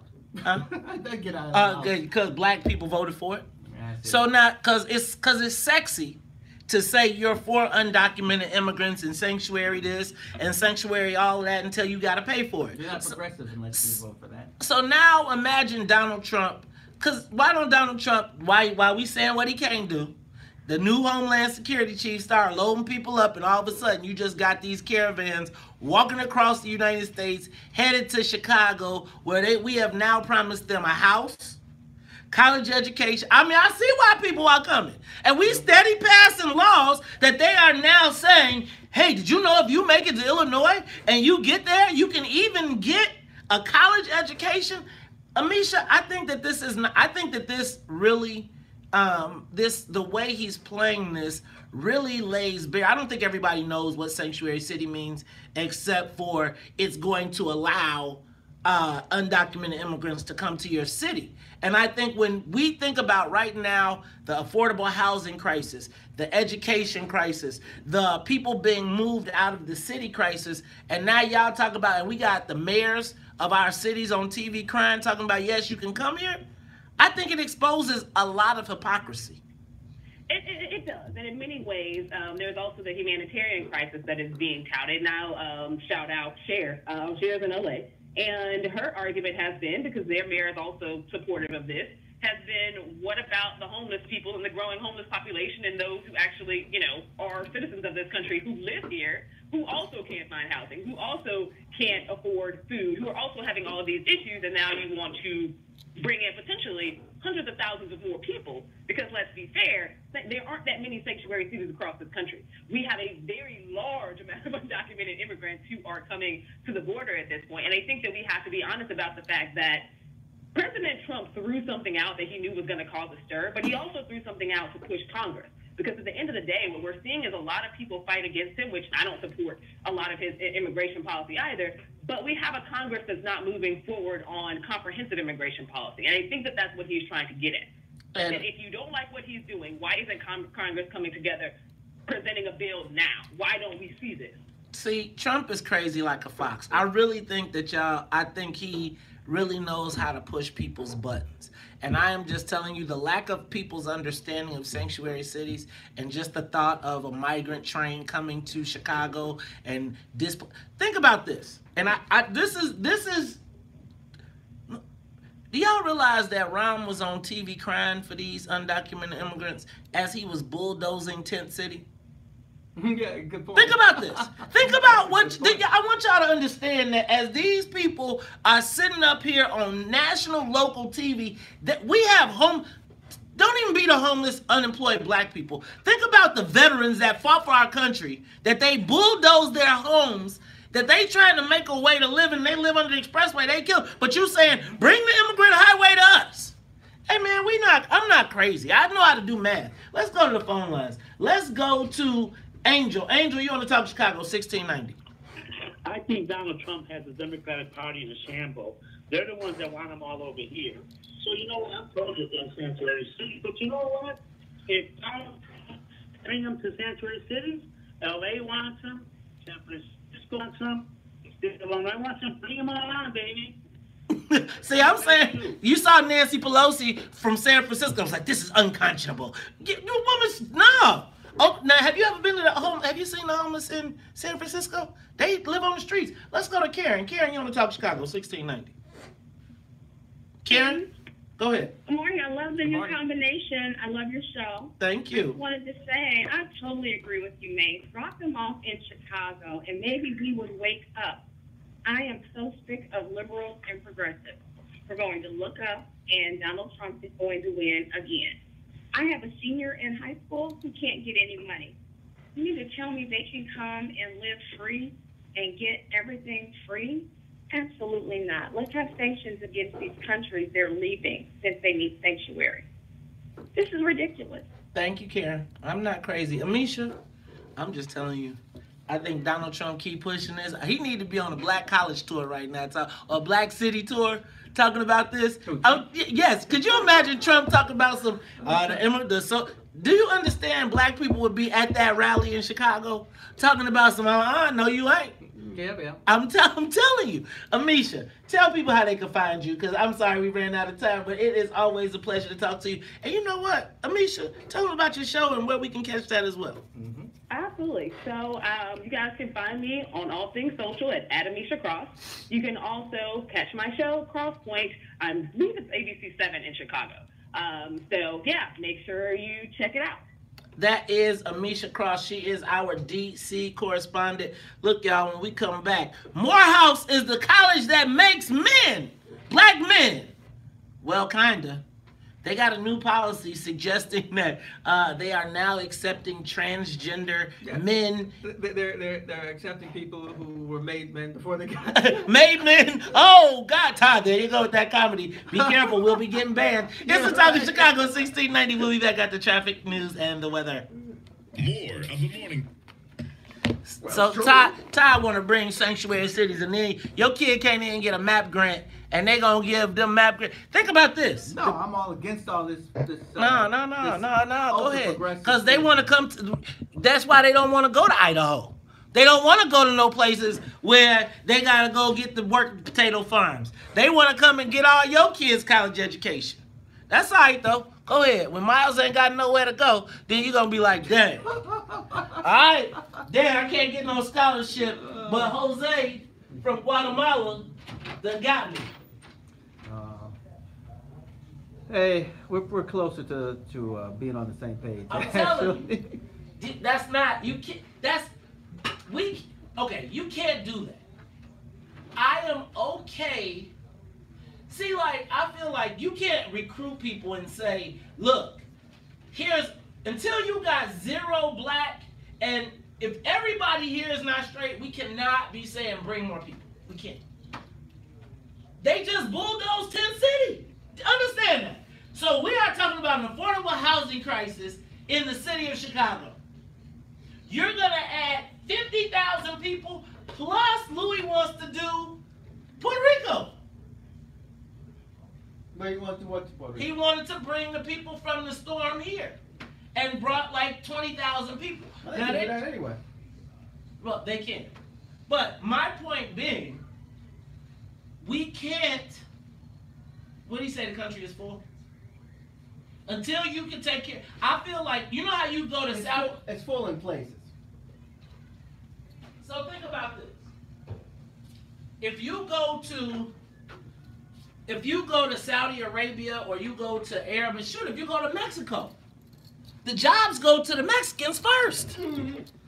You can't just, you think I could just show up and say, hey, yo, this place a Latino, this place a Mexican from Mexico, so Mays can have a job? No. Do you think that anybody else says kick your own kids out of college? No, I think that's crazy. No, I see. I wouldn't get along because Ooh, President Steele, look at Todd's shirt. He's like, ooh. Evidence. Oh, see, look at that. You know, Mace, you know who suggested that I run for water rec? Who? You! You said it about 2 weeks ago. Yeah, but that was before, you had that shirt before 2 weeks ago. Oh, yeah, I had that. Maybe a couple of years, maybe 3. Yeah, but that's before you should run in the, before I had a political genius telling me I should run. You should consider running for Metropolitan Water Reclamation in that seat that was stolen from Tim Bradford. Cause you think about it, the south side, the south suburbs seat was stolen by the white guy up north. The liberals, the progressives convinced us to do the progressives convinced us. You can't run for his seat, can you? Yeah, his seat is up. He ran for the 2-year. No, he ran for the 2-year. Not the 2-year. The fulfillment of Bradford's seat. So he has to run. He's running. He's right. I'm saying, why should he? I think the party should slate. I mean, I think you could get the slating of the party before somebody who ain't never did nothing for the party. Now, you know how it is nowadays. No, I don't. No, I don't. I think we need to take the party back. I think the progressives are gonna go be progressive, and they're gonna just use their seats to leverage. I think you need to make, there needs to be a loyalty oath, and you need to, like, I swear to God, I promise you, my dream job probably would be to take the party back, like to rebuild the straight up machine, but like rebuild it black and make the party like, hold on.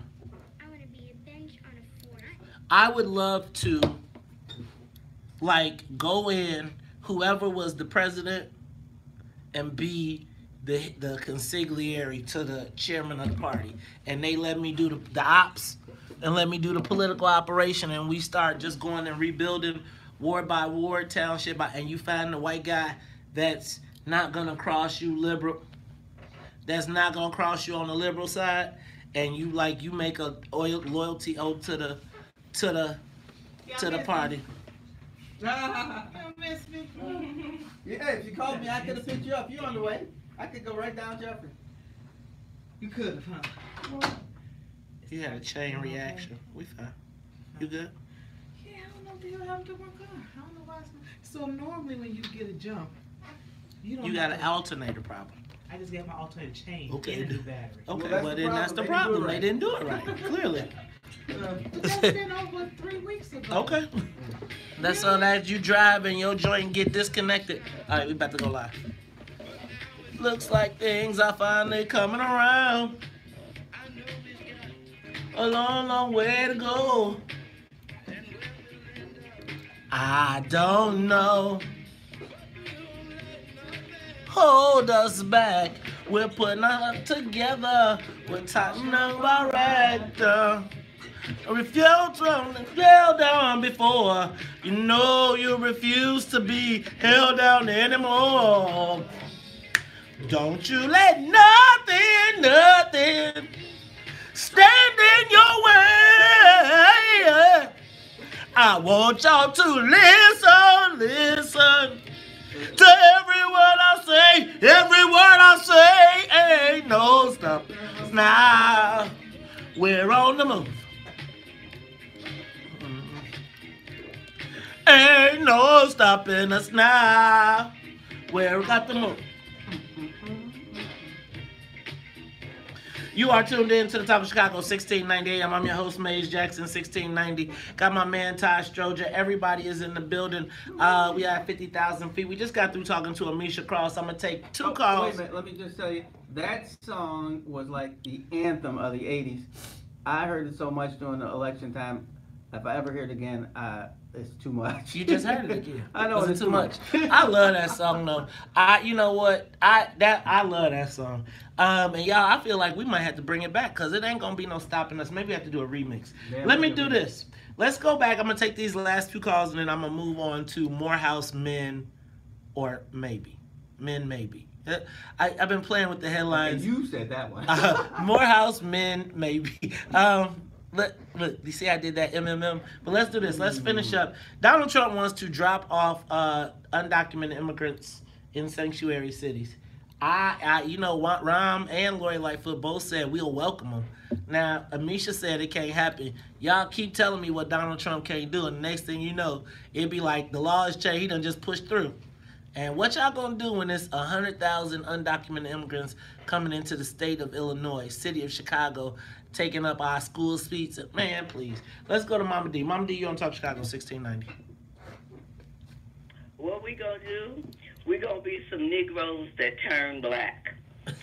I was at the NAN convention, and Tom Perez, I think he's the National Democratic Party leader, he said black people were the backbone of the Democratic Party, and yet they were telling us we should go back 30 years and resurrect a bill to study the problem of reparations. But those dreamers that Nancy Pelosi talked about last night on 60 Minutes, she said the nation is so concerned about them.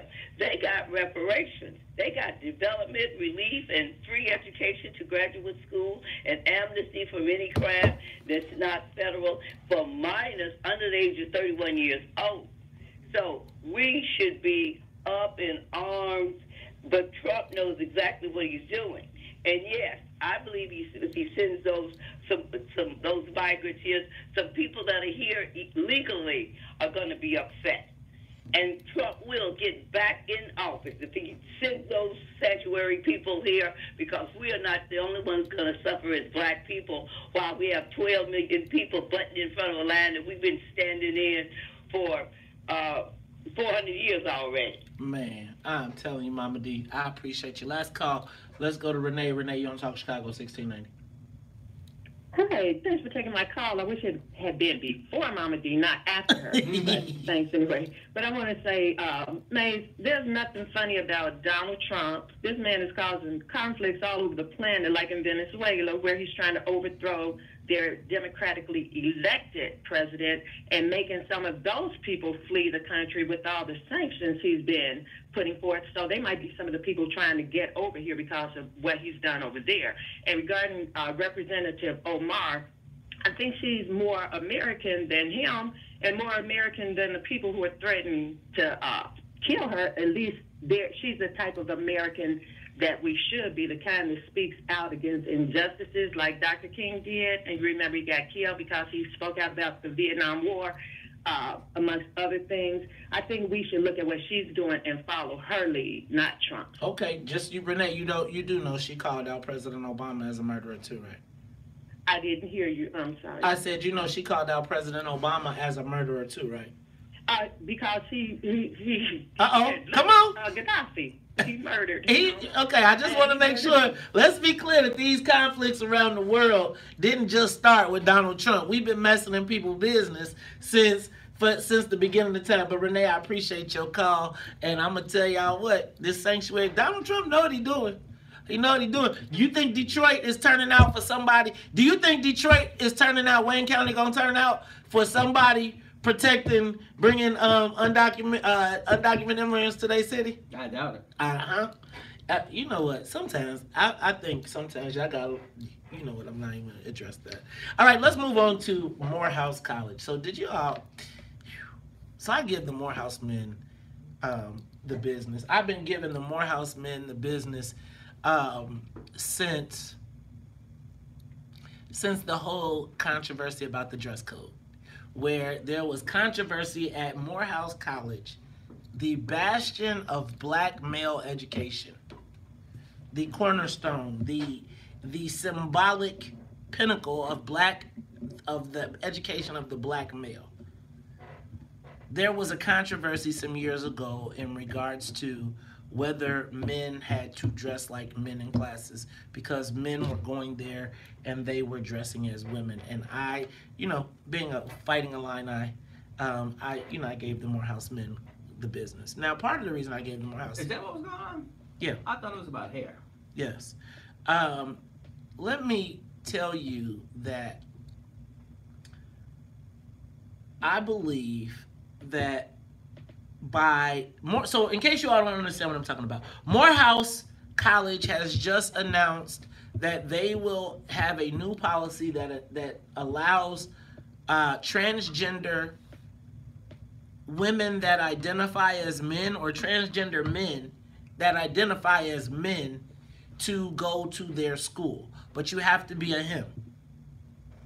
Now, I think that in my estimation, and y'all might see this differently, but I feel like they captured the flag of our future.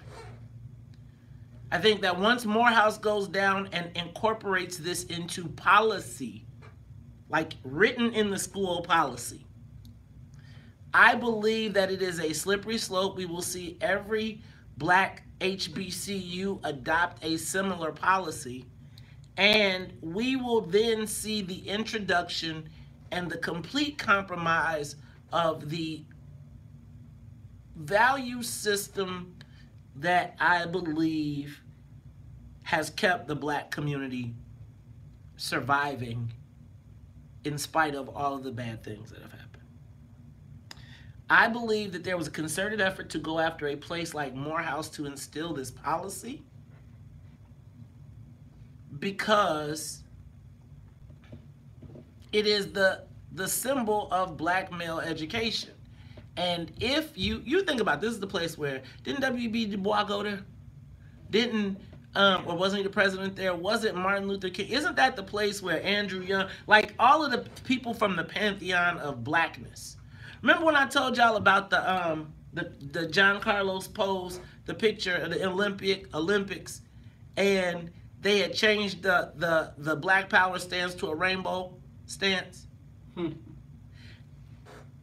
I am not against LGBTQ, whatever you want to do. But I think when we have to compromise the core principles of our institutions to accommodate those who are really were not part of the plan of our institution, I'm concerned. Am I concerned to be, like, y'all call me, 312-374-8130. I know that the world is changing and we got to be accepting, but Morehouse College, the epicenter of black male education, has now adopted the LGBTQ. If you are a woman that identifies as a man, you can now attend Morehouse. Is Spelman next? Should they just make it a co-ed university? A co-ed college? So that they don't have to compromise the core principles? Or am I just blowing this out of proportion? Give us a call, 312-374-8130. Ty, what do you think? What do I think? What do you think when Xavier says we have now instituted a LGBTQ plus policy where the women that identify as men can now live in the women's dorms and vice versa. What happens? But you're saying that whatever they do to become men is completed, right? No. Oh, Just got to identify. I think that's a slippery slope. I just don't. I don't see how that works for you. And you know, if you put them in a separate area, then then that's I'll be called discrimination. But I don't know. I just think it's just trouble. Where's my Morehouse men? Or and I think the boys went to Fisk. Okay, but where's the Morehouse men? Like, how y'all feel about this? Because I feel some kind of way. Now, I'm going to say this. I did not go to Morehouse. I did contemplate going there. I mean, it was on my list until I went there, but it was before it got to be super, But I'm telling y'all, this whole Morehouse men, maybe, that's a problem for me. Maybe, but I didn't go there, so you know what? Hey, 312-374-8130, give us a call. I see you, Tale. I want you to talk to us. Where are my Morehouse men, though? How y'all feel about this? Where y'all at? What's the matter? Cat got your tongue? Or you know what? Let me stop. It's the Talking Chicago 1690. We'll be back after traffic and the weather. More of the morning show with Maze Jackson coming up. So what happens when your 1690 when your beloved university, XU, has, and y'all a Catholic university. No, Todd? Oh, I'm sorry. What's that? I'm saying, how do you feel about what would you feel about Xavier adopting a transgender policy? See, I'm just on the wrong page of the transgender thing anyway. Even if you identify, I don't think it's safe for you to be put in with the population that you identify with, because I don't think they are going to understand it, to be honest. What happens when you go to jail and you identify? Well, they said that the Strawberry, they had that incident and he finally got to go to a female jail where it was a dude that identified as a woman, but so they put him in the male lockup, and the men just. But he just identified as a woman, right? Right. He hadn't had any surgery or anything. See, I think that's just reckless. You like that? It's just reckless. You can't put people in different places where they, it's just as bad as letting transgender athletes compete against the other group where they're not, No.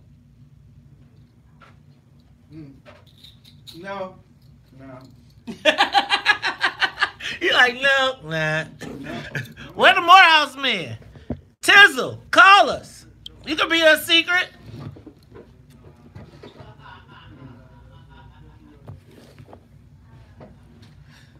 I feel like Quasi, you a Morehouse man?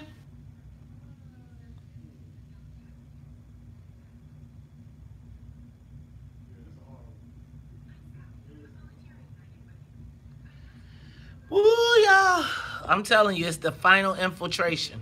So at this point now, they get your kids before they enter into the world. I guess I'm just old-fashioned like that. No, I don't think you're old-fashioned. I think you got some sense. It doesn't make sense.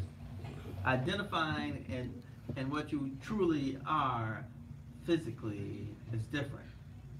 And I just think it puts everybody in danger when you try to force what you want to be on people when everyone sees you differently. I mean, you can be what you want, but... Damn, from Morehouse to whorehouse? Like, y'all are going down. Damn, Vern! You snapping, dog? Yeah. Oh, man. Excuse me. Morehouse. Yeah, we know plenty of Morehouse people.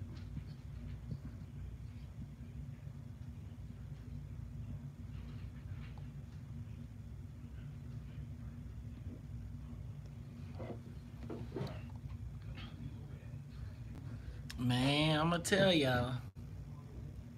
Slippery slope ain't the joke. I'm telling you, once Morehouse goes, every college will have it. And then, what you will see, I'm not gonna go there. I'm gonna let y'all talk. Yeah, that just, I feel like I'm a man. But hell, you're not a man yet. So you gotta stay with the women. I mean, it's that simple. And vice versa. You're not a woman yet. If you cannot use the urinal, call me old fashioned.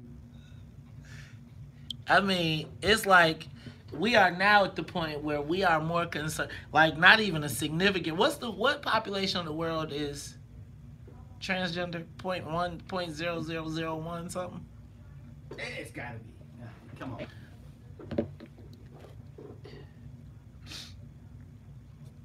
Create a university.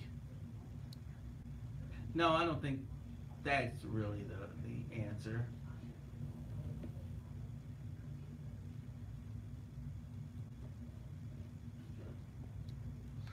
I think that there's people on the down low, period. Like, and I think that it doesn't go to any one thing. I think that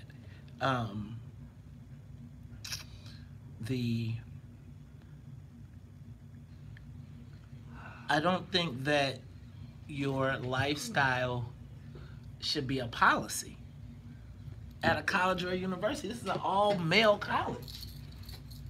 Like, y'all tripping. So we don't know what male means now, so we just don't, yeah. That's that whole them, they thing.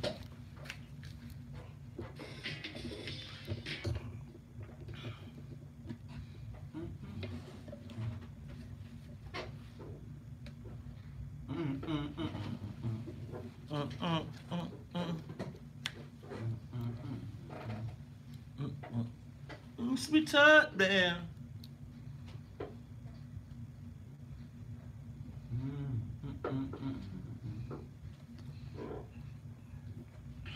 No, but the Jewish people, I think, buy them.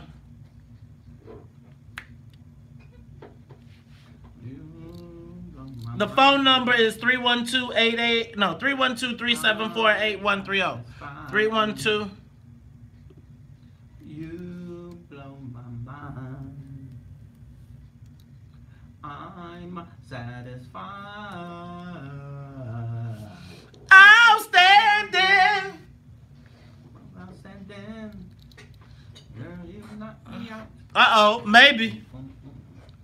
Exciting. Exciting. Makes me wanna shout. You are tuned into Talk Chicago 1690 AM. I'm your host, Maze Jackson. Got my co-host, Ty Stroger. And Ty, we are talking about Morehouse men. Well, kinda. Morehouse has just created a policy that says that they will allow transgender women who identify as men to attend Morehouse. I feel like they have captured the flag. They have captured the flag of black male masculinity, and now, like, higher education, man, we getting ready to be compromised. But I guess maybe I'm crazy. You know what I want to do? I want to talk to a Morehouse man. So on the live line, I got my man. I'm wondering, is this my man Talay good Lord, from Maywood. Talay, is this you? This is Talay, brother. How are you? What's up, Talay Thompson? How you feeling, man? With the Rotary of Maywood, how you feeling, my brother? Man, I'm doing fantastic. I am a part of the Maywood Proviso Rotary Club. Born and raised on the west side of Chicago, though, May. Okay, all right. Now, Talay, you a Morehouse man. Talk to me, man. Am I overblowing this? No, you're not. First of all, so I am not a graduate of the school, though I did attend the school. I was there for two and a half years, almost 3 years. And the values that the institution has taught me, the profound values that it has taught me, they still resonate with me today. And I did all I could to pass that down to my children, my two boys. My oldest, who is 18 now, as I was talking to him about HBCUs and the importance of those, and he said, "Yeah, Dad, I want to go to an HBCU." I automatically assumed he wanted to be a Morehouse man. I assumed wrong. And he says, "Dad, I want to go to Howard." And I said, Howard is an amazing institution. I said, well, what made you decide that you didn't want to go to Morehouse? He said, I don't think Morehouse is what it was when you were a student there.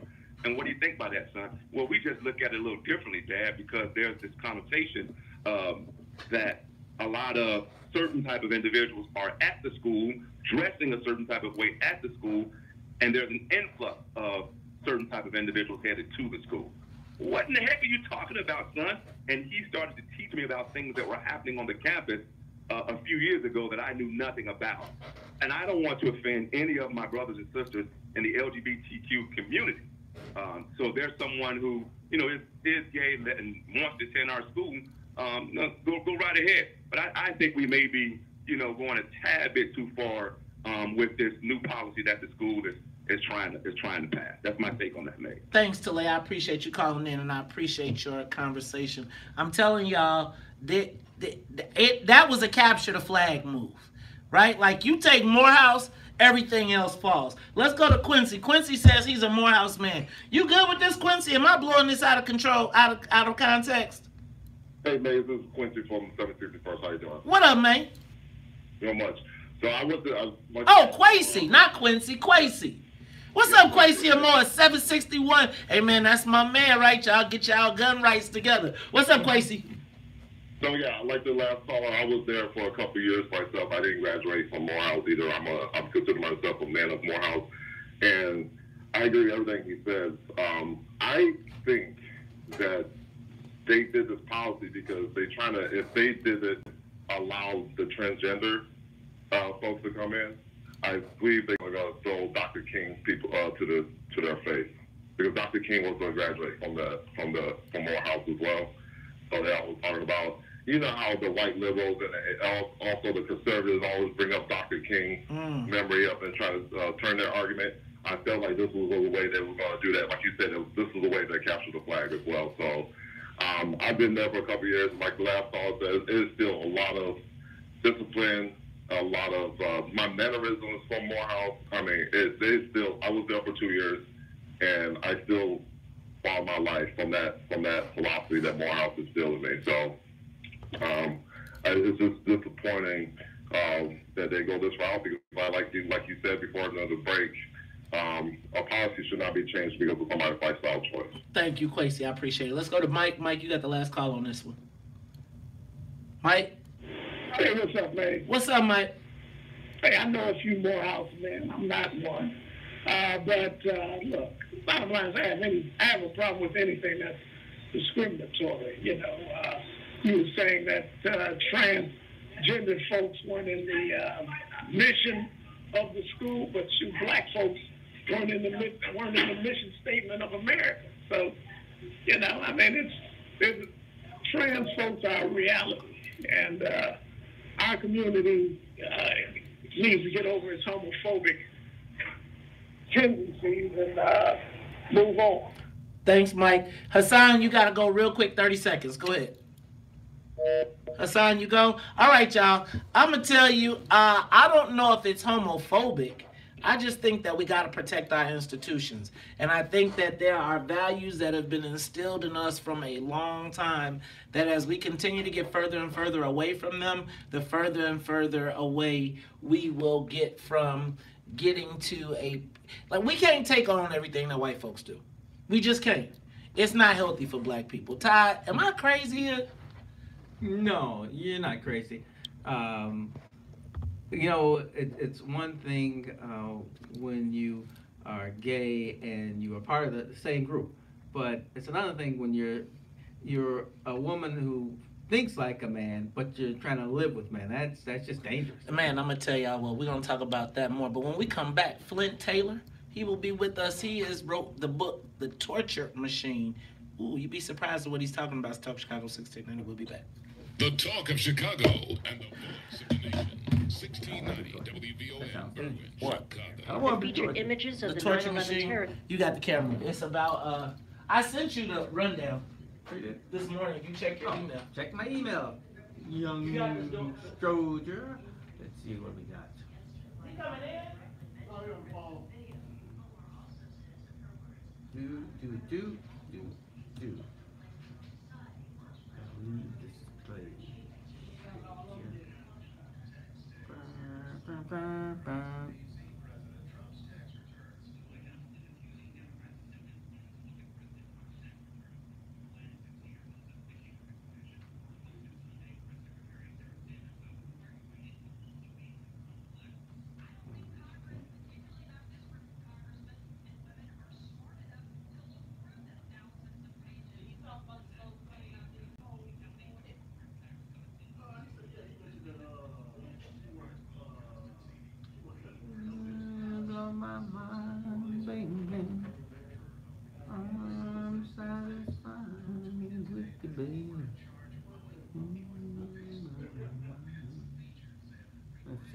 is 8:02. Clint Taylor, criminal defense attorney, bourgeois officer, torture machine. Why? Explain the connection between police, judges, and politicians. Sounds like we're going to be talking about why black people go to jail.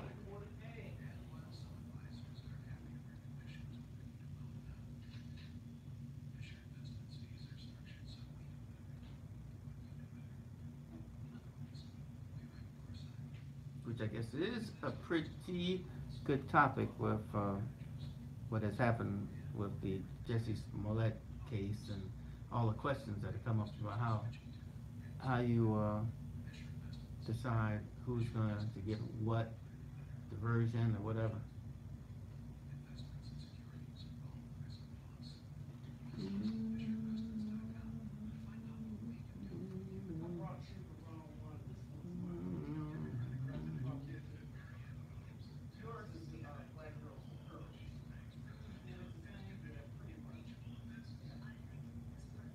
Yeah, I don't know.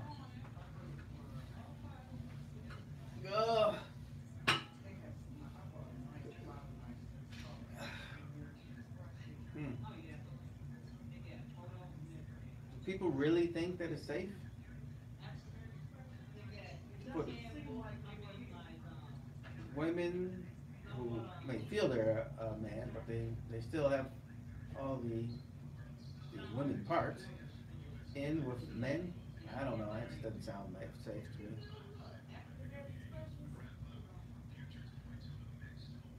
Identifying is one thing. Being something is something else.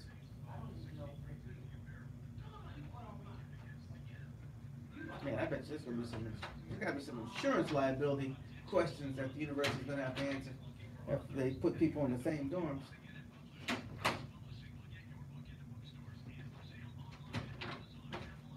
I guess they would have to find housing off campus.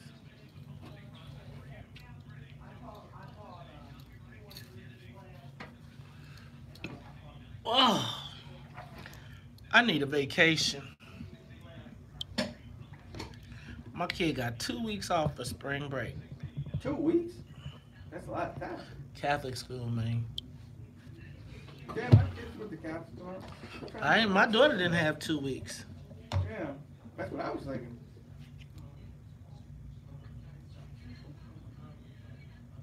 Where's your boy? Mount Carmel, St. Rita? He's going to St. Rita. Oh, he's still in 8th grade? Yep.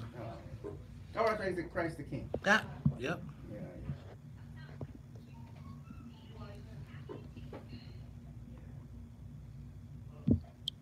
Hey, y'all.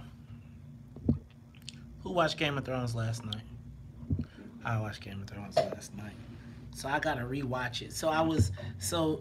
It was anticlimactic. Wait, was you DVR or something? Yeah. Did you say you were out? Yeah. Oh, okay. But I did watch. I mean, come on now. I said, did you DVR? Like, who doesn't? So I gotta go back and watch it again because I think I was so amped up yesterday that I was waiting for the moment, like, of something to, how you're so amped up that there's a lot of subtleness going on that you just don't catch because you're waiting for the moment. And it wasn't an moment. And then I was waiting for it to be an hour and a half, and it wasn't an hour and a half. But do you watch The Walking Dead? No, I don't watch zombie stuff. Like, I don't like zombie. Like, this is the closest I'll get to zombies. And I only like it. The only reason I'm messing with the zombies at this point is because I was so engaged with the rest of the story. Like, I hate the whole night. I really don't like zombie stories, like, because I feel like it's cornball. But let me just say that the Night King is a beast, right? And I do think that the Night King is Rhaegar Targaryen. Jon Snow's, is it Jon Snow's father? Rhaegar, I think, was his father. He's part of the undead? Huh? He's part of the undead? Yeah.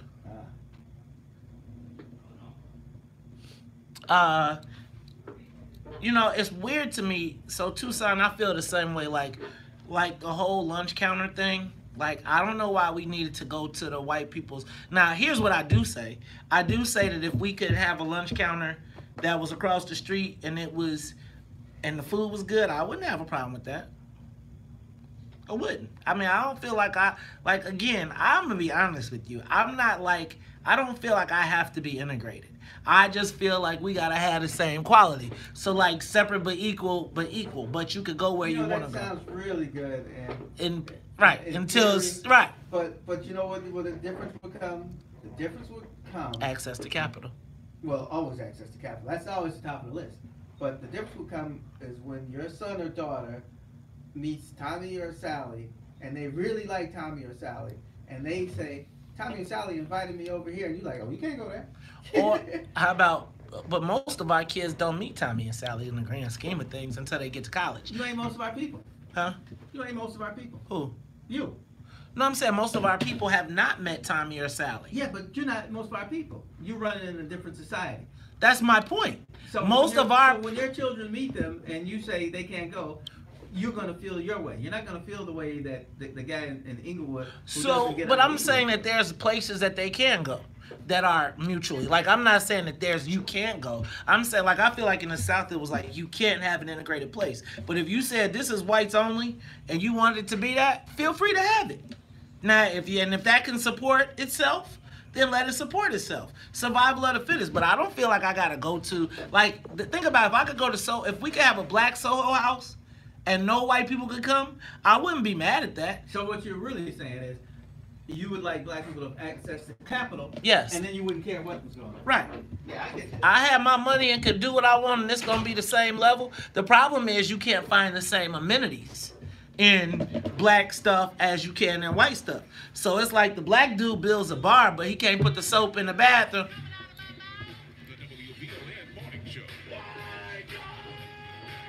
And it ain't because he a bad business owner, it's because he gotta... What?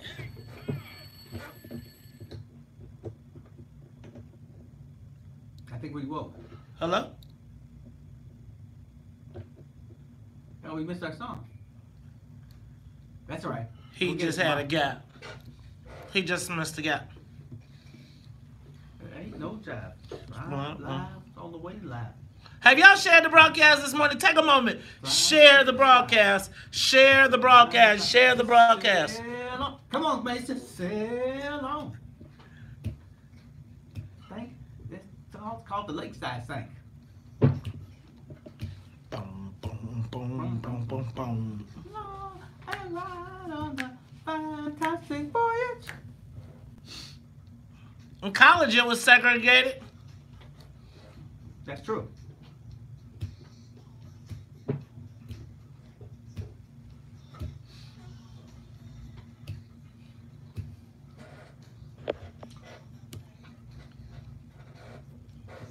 We want to see. Hey, man. To the beat.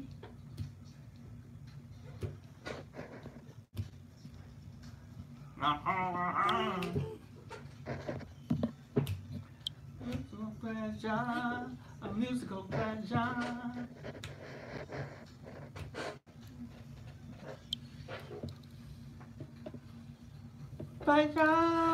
You are tuned in to the Talk of Chicago, 1690 AM. I'm your host, Mace Jackson. Got my man, Ty Stroger. Y'all know how we do at the top of the hour. Gotta say what's up to the WVON morning show team. What's up to Annette Flournoy in the newsroom. I got my man, Titus. He is on the controls, flying the soul plane, boy. He hit the gas every time you say Titus. He be like, hitting it warp speed, boy. Look, then you gotta say what's up to my super producer, Miss Sonia Tompkins. Sonia Escobar is gone this week. She is on a Black College tour.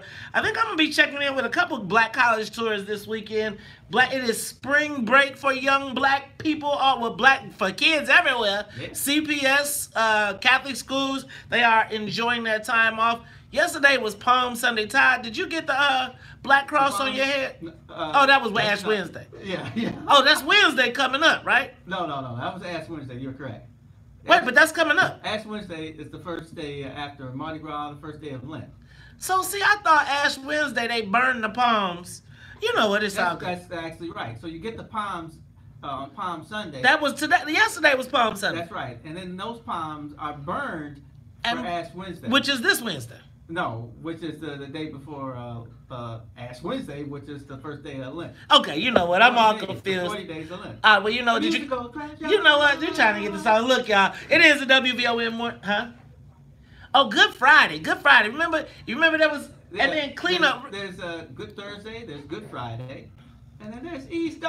It was always Good Friday because you was getting out of school and you didn't have to really work that day. You know, like you went to school, you watched movies, you had Easter candy. You know, Good Friday used to be a city holiday. See, that must be.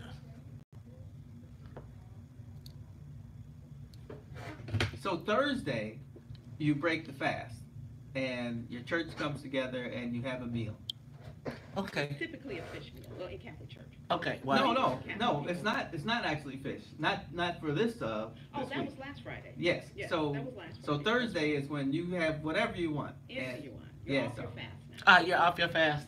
Okay, y'all. So I'm gonna jump on Wednesday. I enjoy the Catholic celebration. I'm gonna start my fast on Wednesday. Why Wednesday? Cause then I can participate in Lent. I don't want to feel So left Thursday out. you can eat whatever you want.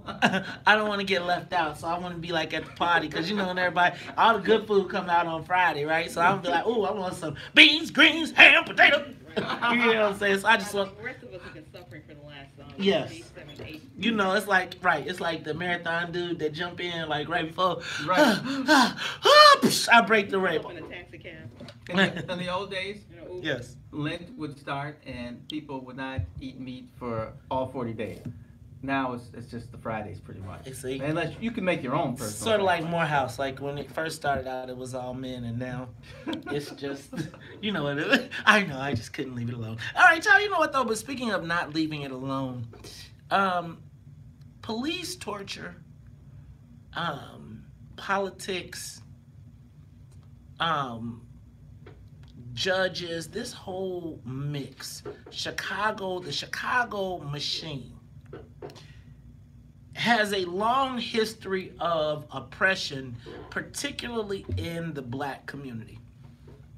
And I would tell you that probably one of the seminal moments in black political history in Chicago was the assassination of Chairman Fred Hampton and Mark Clark. You know, that is something that my mother was seared into her brain.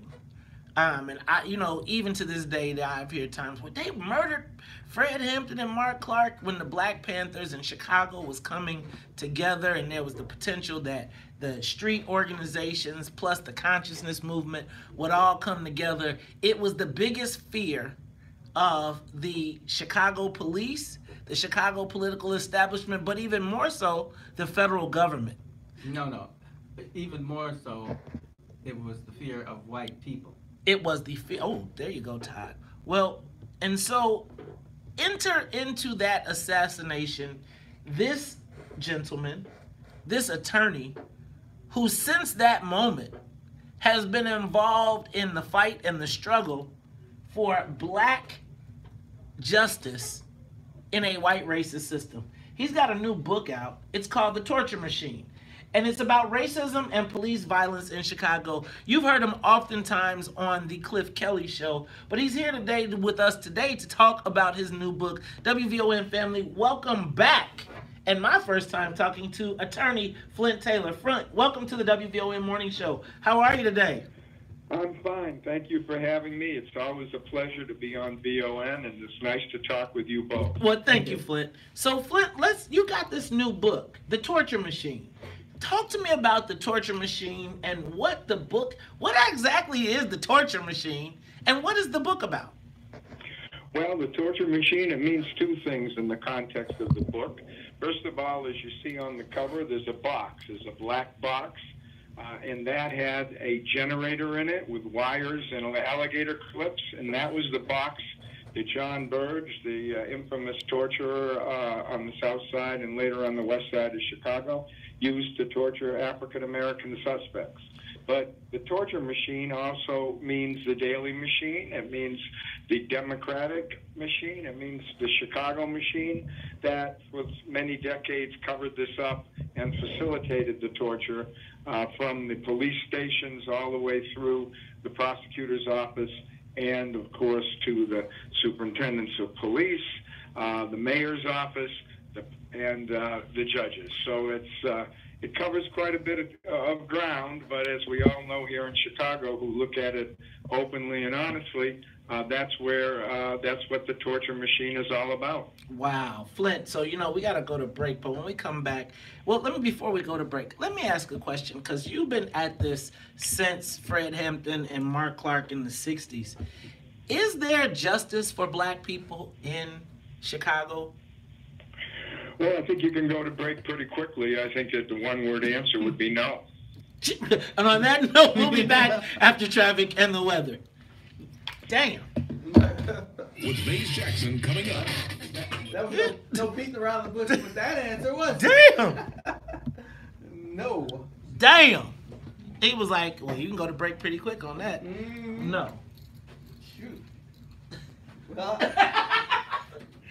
see, that's why I was when Tiger Woods, I was happy about O.J. Simpson.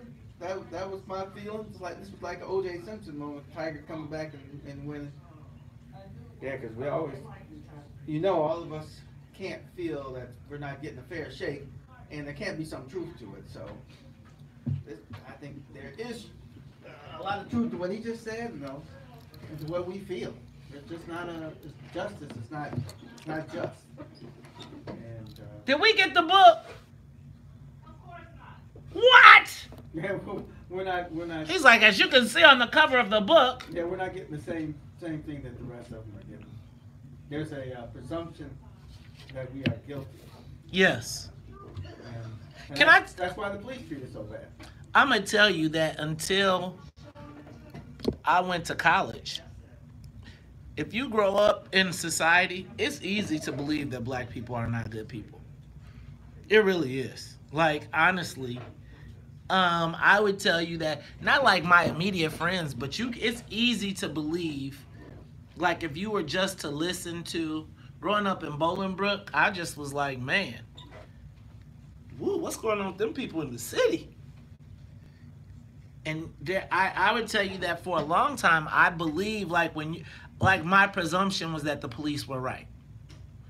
And it was only after, but then I never got in trouble, like in high school, right? So but then when I started having my interactions, I would be like, damn, for real? And you'd be like, what are you doing? This is my right. That's when I learned, like, your rights, the worst thing for a black man in the presence of police is to know your rights. I got this card and it say I ain't got it. But you ain't supposed to. Man, I'll never forget. One time I had this incident and I got in trouble. And so I basically got into a fight. And in the process of the fight, the police would grab me from behind and I hit a police officer. And when I tell you they kicked I made America's craziest police videos for this one. Really? Yes. Like, I don't know if you can still find them now, but like, I remember everybody, it was a brawl between, I can't even tell you who the organizations were, but it was two organizations. We had this brawl, and by the end of the brawl, I wound up in jail. And when the police got me, I hit a woman police officer, and it was like she grabbed me from behind and I just turned around. Right, you don't know who, yeah. So they had maced me. And so I finally gotten myself together, like I'm in the police car choking out, and then I get to the police station, they let me out, and they like, so I'm finally breathing, they're like, you okay? You good? Can you breathe? I'm like, yes, good.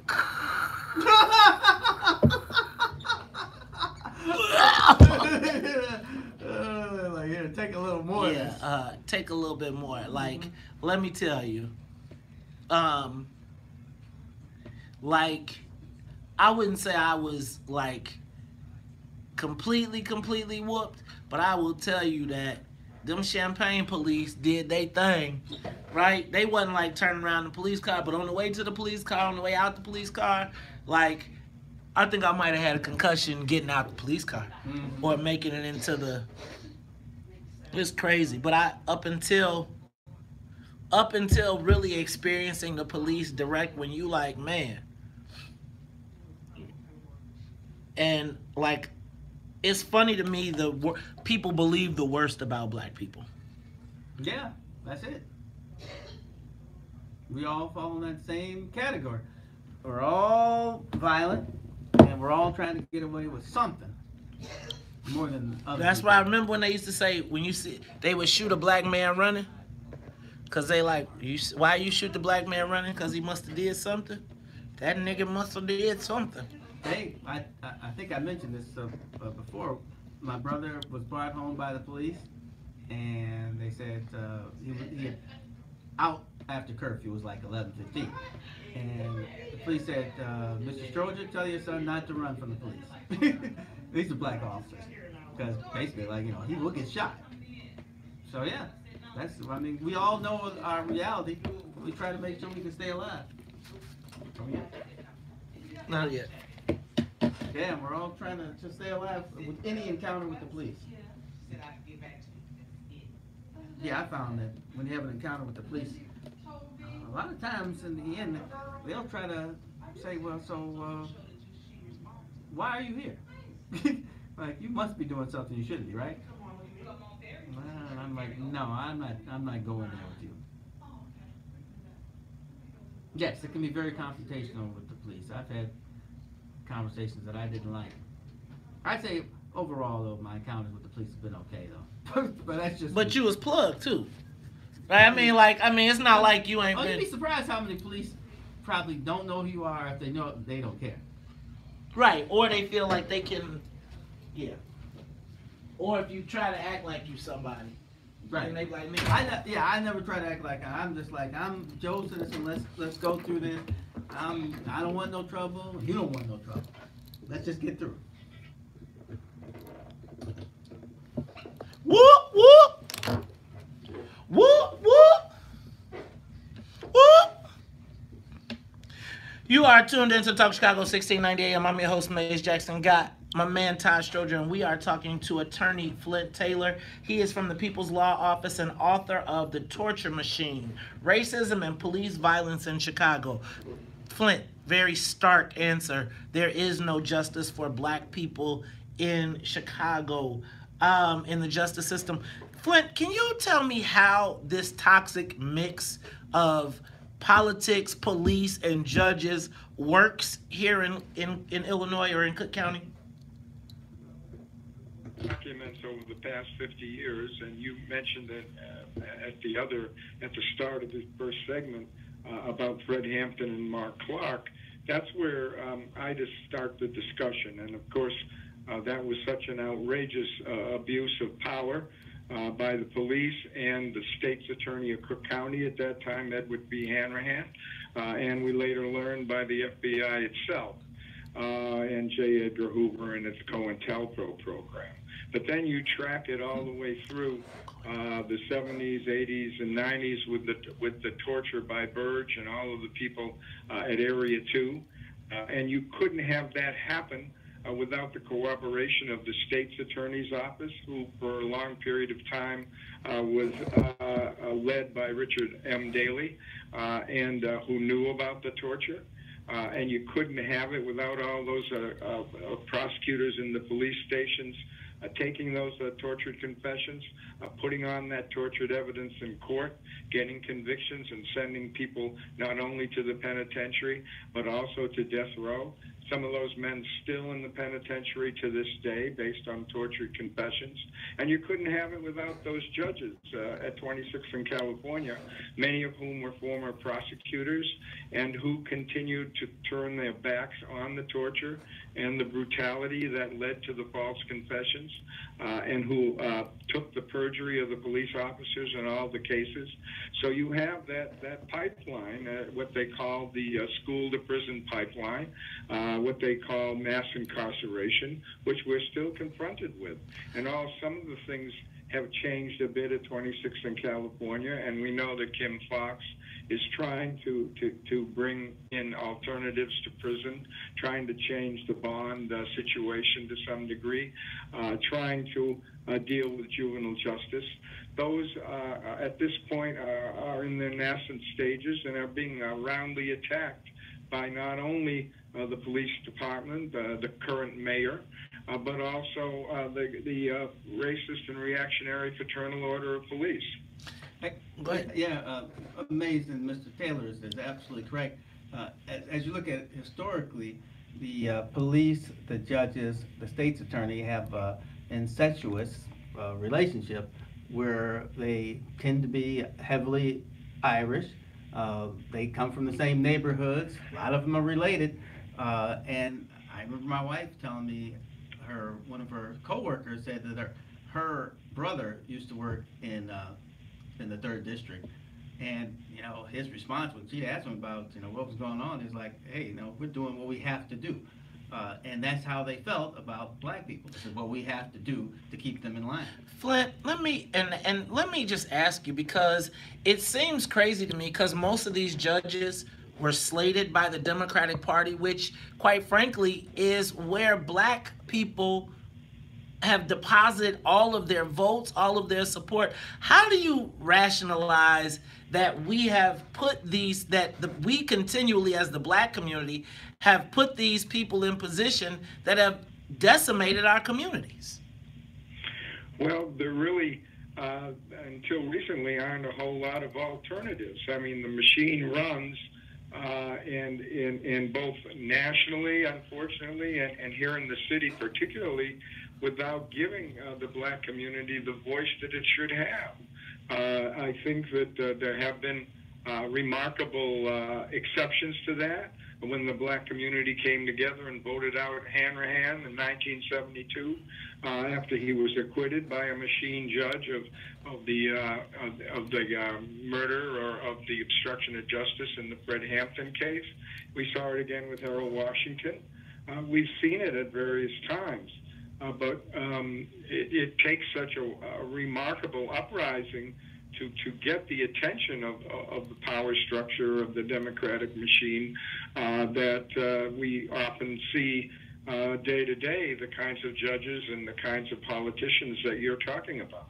You know what, Flint, I need to say that going all the way back to Fred Hampton and Mark Clark, even until this day, you have been a fighter for justice for black people specifically.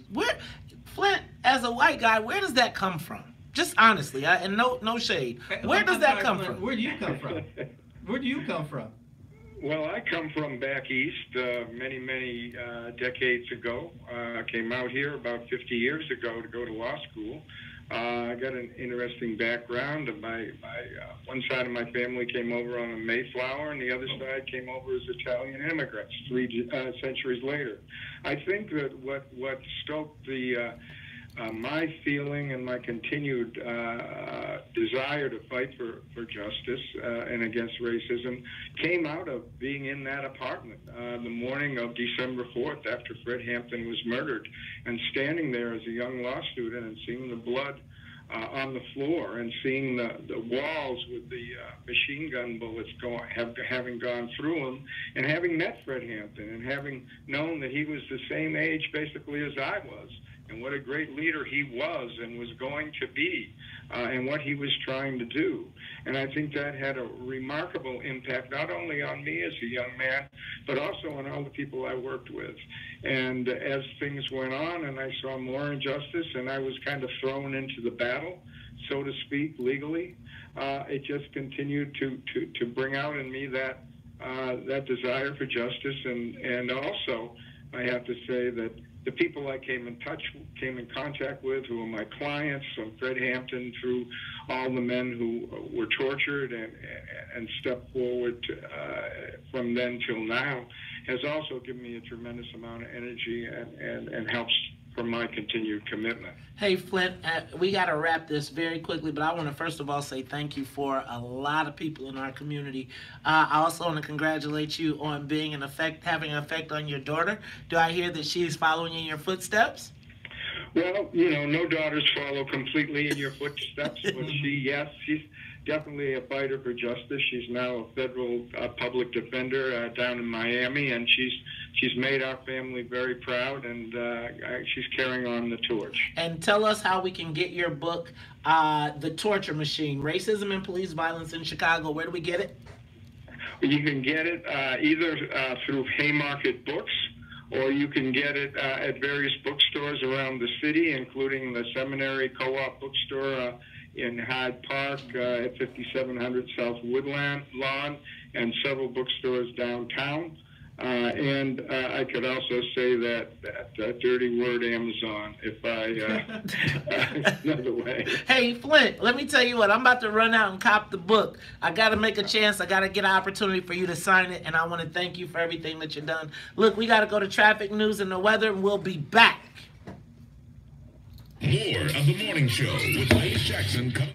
Man, you know, this would be all over big cities. This same kind of scenario would take place, maybe on a smaller scale, but it's totally correct. I mean, there's machines in every big city: Kansas City, St. Louis, New York, Boston, Philly. They all had their own type of machines, and they all take care of each other.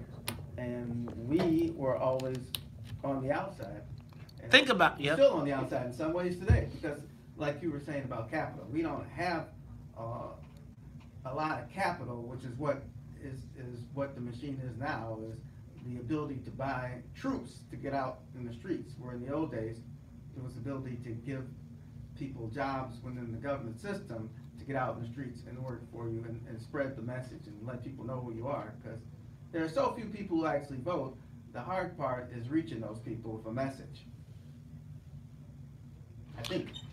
I think that whole premise that you talked about, the progression in a lot of cases. I mean, if you look at Ed Burke, right?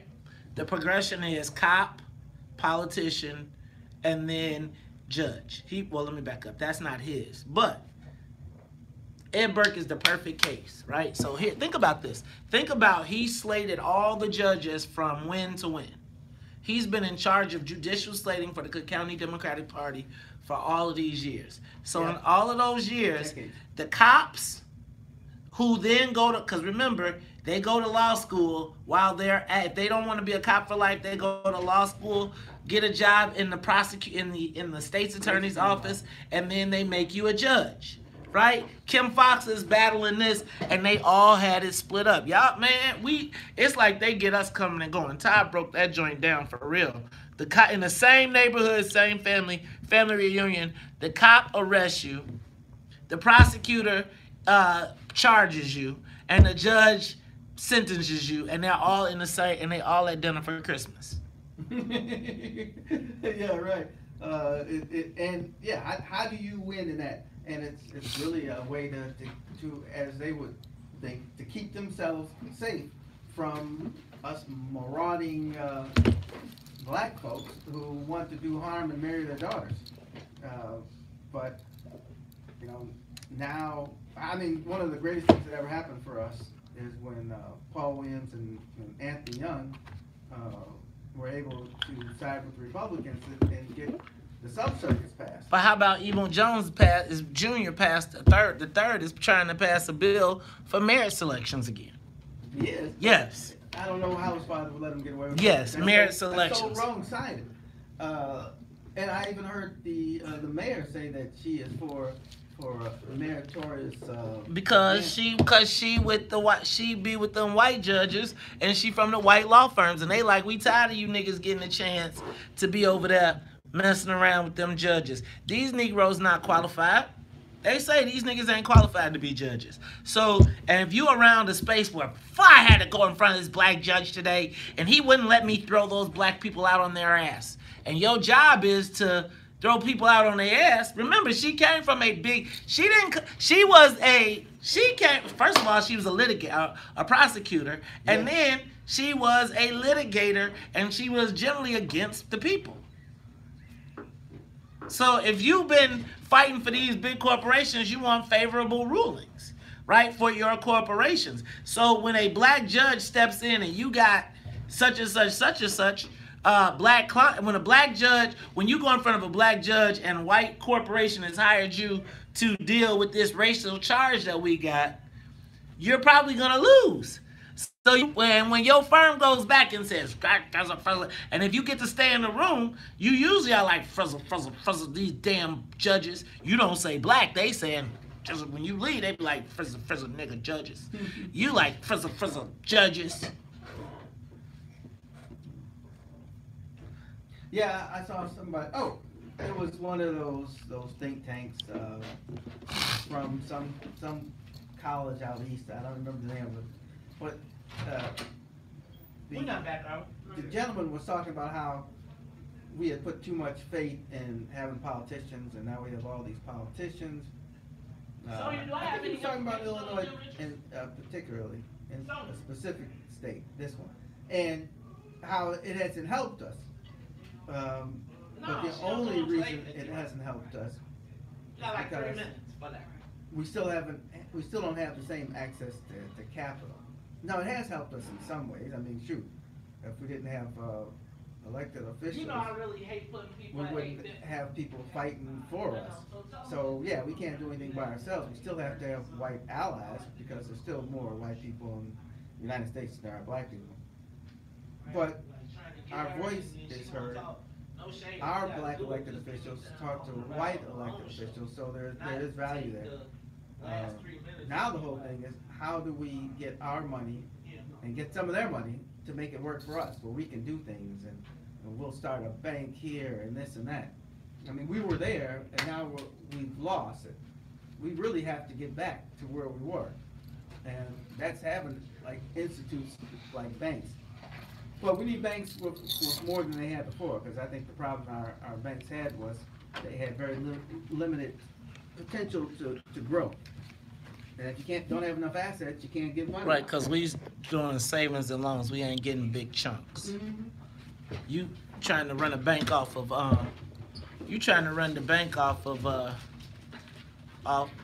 black people's savings and loans, and we ain't got no damn money. And also the big thing is you're running them off of church ties. Right. Yeah. Get down on it. Get down on it. Get down on it. Get down on it. Come on. Get down on it. This is my jam. Get down on it. Get down on it. And we're gonna do it if you really don't wanna dance by standing on the wall. Get your back up off the wall. How you gonna do it if you really don't wanna dance by standing on the wall? Get your back up off the wall. All my people say, get down on it. Come on. Get down on it. Get down on it.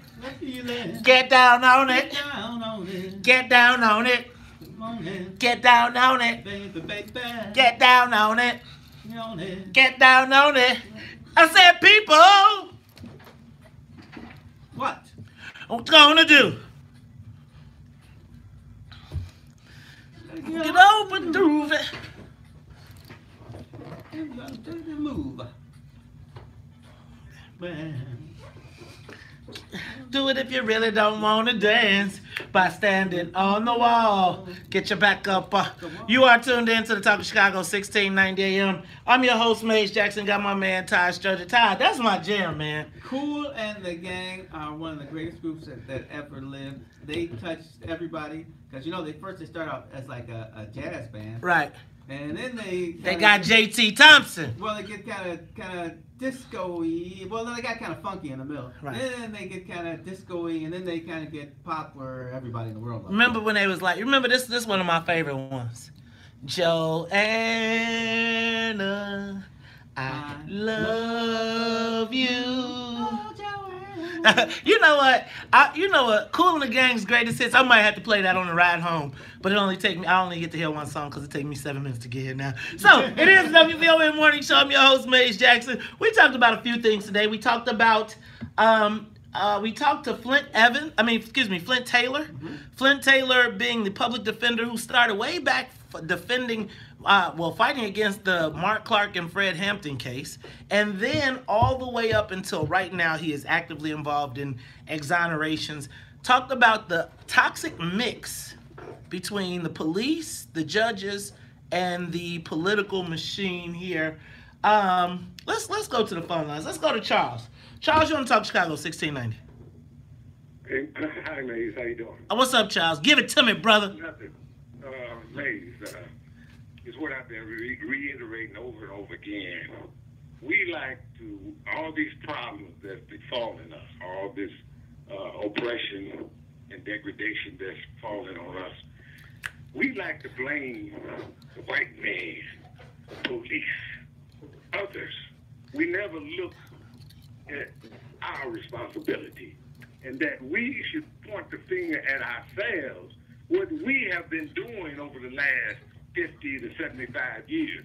We are the main culprit in this. The finger should be pointed at us, because if you look at every incident of torture, murder, or whatever, miseducation of our youth, you will find us actively participating in this destabilizing our community. So we should point the finger at ourselves. And until we correct our own behavior, all this is going to continue, because it's not up to them. It's up to us. If we truly want to change the paradigm in which we find ourselves in. You know what, Charles? You are so right, brother. We got to get, but you know what? Sometimes we can't take it all on us, because there's a lot of this stuff we did, but it showed a lot of stuff these white folks be doing. It's like we fell in the trap, but they be setting the traps. They be putting them all over the place. Well, you know, like the guy I was talking about, probably off there, I don't remember, who there was a guy who was saying that, you know, in the 40s and the 50s, black people had a great middle class, and it zoomed.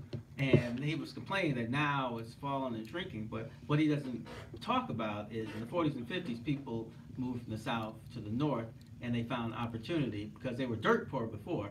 Now we have something, and we are starting to lose it. And the only way to get it back is through working together. Man, I'm going to tell you, damned if we do, damned if we don't. But can I tell y'all something? Titus, I need you to go back. Because, you know, sometimes you just be depressed or sad, or you hear these stories and you want to get mad, and then it get funky. I need some more get down on it. Could you go back to that, please? I know this ain't a music show, but can I just get like 15 more seconds of get down on it? Because we need, that's what I'm talking about. Come on, man, we need some happiness in our life. Get down on it. Get down on it. Get down on it. All right, let's go to William. William, you on the Talk of Chicago 1690. I needed that. Good morning, Mace. Thanks for taking my call. Thanks, William. Yeah, like I said, I wanted to say thanks to Clint Taylor for what he's done over the years. I got a chance to meet him out at the Hampton home out here in Maywood. But it's really sad, but like the last caller just said, because we've been trying to set up a legacy to keep Fred Hampton's legacy alive and his family legacy alive for that sacrifice they made. But COINTELPRO is still in operation right now, because it seems like the people that were supposedly trying to work on this were agents and provocateurs to make sure that this thing doesn't really come to fruition like it should be. You know, there's still agents and provocateurs right now blocking trying to put any kind of legacy for his men like Fred Hampton and Mark Clark and even Malcolm X. So COINTELPRO is not stopped. It's still in operation right now today. So it's a lot of it, like I said, now is on us, because some of us are taking the 20 pieces of silver and selling our people down the drain. Thank you, William. I'm going to tell you, you heard about COINTELPRO? Those agent provocateurs, I talked to y'all about them. We have COINTELPROs in our neighborhoods right now. Their job is to disrupt. Their job is to distract and to not allow for black unity. Because the biggest thing that not only the government fears, but white people fear, is black people together. So, again... You know what the Red Squad is, don't you? What's the Red Squad?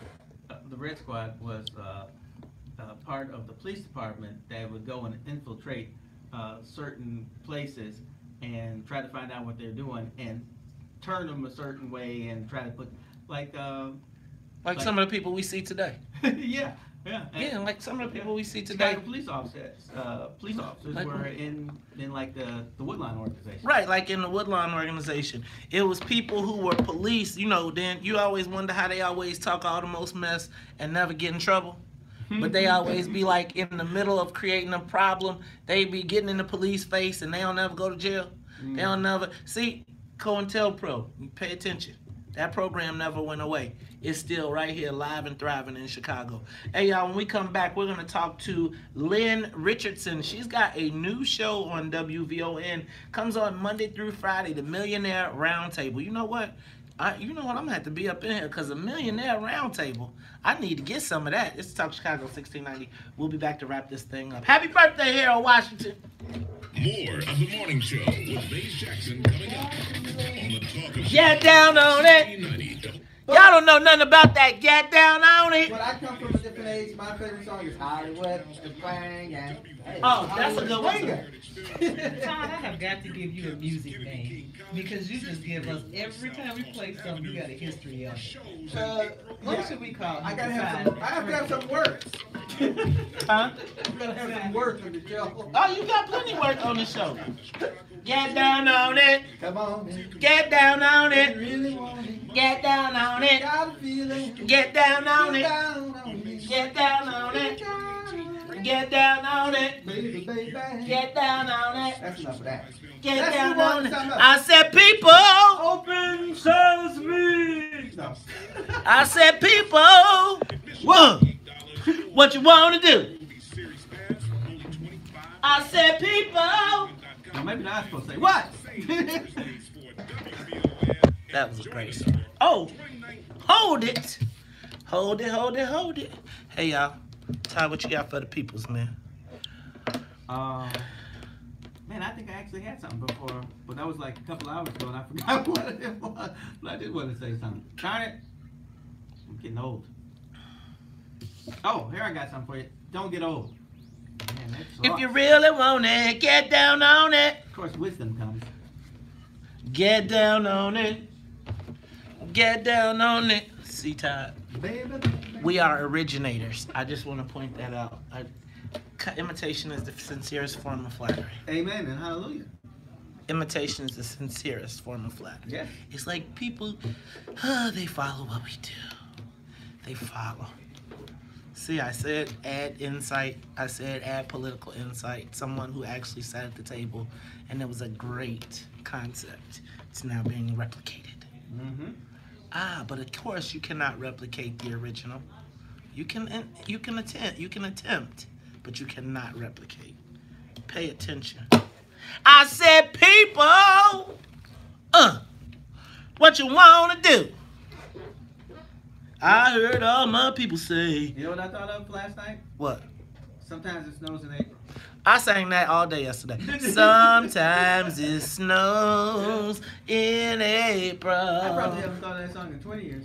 Sometimes it feels so sad. So sad. Sometimes I wish life was never ending. All good things they say never last. Yeah, I think everybody thought they was a genius yesterday when they came up with that. I saw people like, how about this one? Sometimes it snows in April. Yeah, I think all of us. Everybody's like, I got it. I'm a musical genius. Oh, sorry. Sometimes it. Happy birthday, Harold. Which Harold? Oh, Harold Washington. Harold Washington. Harold. Can I tell y'all who watched? Gosh, if he lived, my life would be different because I probably would have got a better job or something. Game of Thrones. I'm going to Winterfell. Carrie finished her puzzle yesterday too. What kind of puzzle did she do? She did a 4D Game of Thrones puzzle, and she had to get it done. Like a jigsaw puzzle? Mm-hmm. Oh. It was 841 pieces. I used to do jigsaw puzzles. I could believe that. I'm not sure if I was insulted or not. But yeah, those were No, you shouldn't be. I mean, I just don't have the patience anymore. You know, people do coloring books now, adults. I color on my iPad. Because it's hard to go out of the lines and the pictures look so good.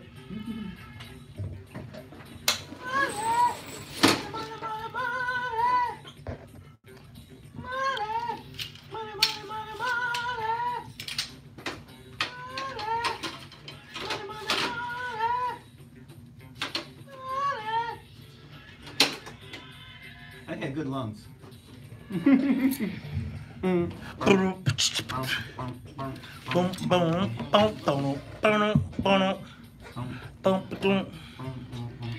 You are tuned in to Talk Chicago, 1690 AM, y'all. We got to wrap this thing up. But before we get out of here, I got to bring to you one of the top 20 most influential, hottest influencers in America. She is a financial genius. She is an author. The Real Deal About Money, Credit, and Financial Security, which is one of the best sellers at the Congressional Black Caucus Conference Book Convention. She is the manager of MC Light. She is world renowned. She is WVON's own Lynn Richardson, and she's gonna be back, y'all. Back here regularly every day, Monday through Friday, 12 to 1, with the Millionaires Roundtable. Welcome her back to the WVON morning show. WVON family, give a warm round of applause to our very own Lynn Richardson. Lynn, what's up? Hey, how are you? I am so excited, so delighted to be here with my hometown, Chicago, and of course, you know, everybody around the world who can listen to us live via iHeartRadio. I'm excited about the Millionaires Roundtable, but I want people to know that this is not about talking to millionaires. This is about creating millionaires one family at a time. That means you, and you, everybody who is listening. We are approaching, as an African American community, a net worth of zero in this lifetime that we will see. And so I want to do everything that I can to combat that. I want to help us to get our money straight, our credit straight, our estate straight, get our people straight, you know, whatever it is. And I'm just excited about it. And I've made every mistake possible. I've gone through bankruptcy. I've gone through foreclosure. I've gone through having too many credit cards in college. So there's nothing I can't tell people that they can't fix. Okay? Now, Lynn, I did it. Well, that is awesome, because, you know, when you talk about the Millionaires Roundtable, I was thinking like, dang, I'm only 1,000 there. So what do I have to do to get to the table? Now, you talked about all the great things that people will expect. Now, tell me a little bit about what else we can expect on the show. Well, you can expect to hear what's happening, obviously, you know, in the economy. You can expect to hear what's the next best investment opportunity. You can expect to hear about home prices. You can expect to hear about real estate investing, saving for retirement. But more importantly, you're going to hear personal stories. You're going to hear people every day who are struggling, some who made it. It's very well known that I am the financial expert on the Steve Harvey Show. That airs today. I'm helping a young woman. She's a single mother.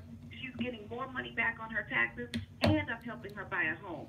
So what you see me do on Steve Harvey and everywhere around the world, I'm bringing right to WVON on the Millionaires Roundtable, and we are creating one millionaire at a time. That is what I'm talking about. So I'm trying to go from 1,000 there to a millionaire. So I plan on checking you out every day, Monday through Friday from 12 to 1. Now, Lynn, tell people how they can catch up with you, how they can find you if they are looking for more information on you online, social media, digital, etc. Well, you can find me at WVON.com. I'm pretty sure there should be a page there for me. I'm coming on every single day, Monday through Friday, but everybody can also reach me at LynnRichardson.com. LynnRichardson.com, and you can go to the website for the radio show at LynnMillionaire.com. So if you can find Lynn Richardson, you can find me. If you can find WVON, you can find me. And I'm excited about everything we're going to talk about. We're going to be family members, so let's get it. I can't wait. And I'm going to tell you what, we're going to be millionaire family members, because I want a seat at the big table. And that's how we are going to do it. I can't wait to go from 1,000 there to a millionaire. That's why I'll be tuned into you, Lynn. Every day, the Millionaires Roundtable, Monday through Friday, right here on WVON. Thank you for being with us, and I'll be tuned in. I'll be talking to you soon. All right. Talk to you later. All right, Todd, that was Lynn Richardson. We got to wrap this thing up, man. So Todd, thoughts on Morehouse? What's your thoughts on Morehouse? We talked about that. I just don't think it's good policy. I think if you, I guess, have gone through whatever the process is to turn you from woman to man, it would make sense. But feeling like you're a man, and you're still a woman, I don't like it. I'm gonna tell you that I think that they have captured the flag. I believe that Morehouse is the pinnacle of black higher education for black men, and I think that this was the ultimate infiltration. Todd, what do you think about Donald Trump wanting to drop off undocumented immigrants, illegal aliens, as I have been texted? How do you feel about them being dropped off in Chicago and taking our resources since we're a sanctuary city? He's the king of drama, and I don't think that's going to happen. But if it did, what would you do? Would you be for the immigrant? Would you give them our affordable housing? Because Well, I'm telling you, Donald Trump will have a train pull up, and next thing you know, you won't even know. You won't even know. No, he ain't that clever. For one thing. And even if it did happen, there would have to be some accommodations made for him. I mean, just can't have more people just laying in the streets. Well, I mean, we did on Roosevelt, and then they bulldozed them. They got off the street, and they was living in tents on Roosevelt in the wintertime. Oh, this isn't anything new. People used to live in Lower Wacker, and they go down there and they destroy their stuff. Then Jussie Smollett ruined that for everybody. Lower Wacker. Oh, Lord. Hey, man, did you say, Dear Kim, you are my favorite state's attorney in the whole entire world. Please, please, please do not open up investigations on yourself. Please. Because we can't trust this guy. We don't know this guy. You don't know what he's gonna. Do you think about this? Remember, this is the same guy that in the middle of the election interjects himself against J.B. Pritzker. Remember that? Like everybody's like, what's the timing of this? Why is this happening right now? Right. And then it turned out he was Bruce Rauner's good friend. But you picked him, Todd. All right. You know what else, man? What else do we hit this today? I'm going to tell y'all. I had a great experience yesterday. I told you all at Mariano's. Black people, and one of the things I think we need to do is really try to figure out how do we just at least even greet each other with respect. Right now, the world is at war with black folks. I'm going to tell you, they don't got no love for us. And when I walk down the street, when I walk through the halls sometimes, I can sense and feel the distrust, the hate, etc. between each other. Well, can I tell y'all something? These white folks, even Tiger Woods, they, as much as you think you the special Negro, as soon as they could throw you overboard, they will. And so one of the things I'm hoping that we can do is we can start to figure out how do black people see each other and just acknowledge each other in a positive manner. Yes. I'm tired of going down the street looking at brothers and being like, do I got to decide if I'm going to put my tough guy face on, or I'm going to be like, can I just get the brother nod going again? Can we black folks just start speaking and acting like we know something is happening to us? All right, you know what I get? He gave me the sign. So for Annette Florno in the newsroom, for Sonia Tompkins, my super producer, for my man Titus, who is sitting in, he'll be here with us all week flying the soul plane. For my co-host Todd Stroger, I am the host of the WVON Morning Show. And if they don't like it, you can still tell them. May said, we out of here. Peace. The talk of Chicago and the voice of the nation. One of my 16 favorite, WVON. So New York City, D.C. do expect major... Richard Pryor was when he's in the lifeboat and all the white people are rowing over and he pulls them out and they're like, oh, thank you, Spirit Chalker, thank you, Spirit Chalker. Oh, thank you, Birdhead. Wait. Yeah, you gotta do that. I can't see it. You gotta sit down. Oh, okay. So there's a ship. It could be the Titanic. It could be anything. Richard Pryor is dressed like one of the pursers, or probably like somebody who's serving on the ship, and he's the only person in the rowboat. So all these white people roll over. Robin Williams. He's like, "Oh, thank you, Birdhead. Thank you, Birdhead." Birdhead. That's a derogatory name for black folks. Oh, okay. The next white person put, "Hey, thank you, Spirit Chucker," and he pulls them on board. Next one, "Oh, thank you, Sambo. Thank you, Sambo." And he pulls on like 6 people. And they all call him names and he pulls them up. And then all of a sudden, somebody says, there's too many people in this boat. And Robin, and they start turning on him. And Robin Williams says, no, wait, no. And they say, well, you know, one of us got to go. It's going to him or you. And he says, throw the Negro out. He don't say it that way. Then Richard Pryor pulls the gun out and says, somebody going off this boat, but it ain't going to be me.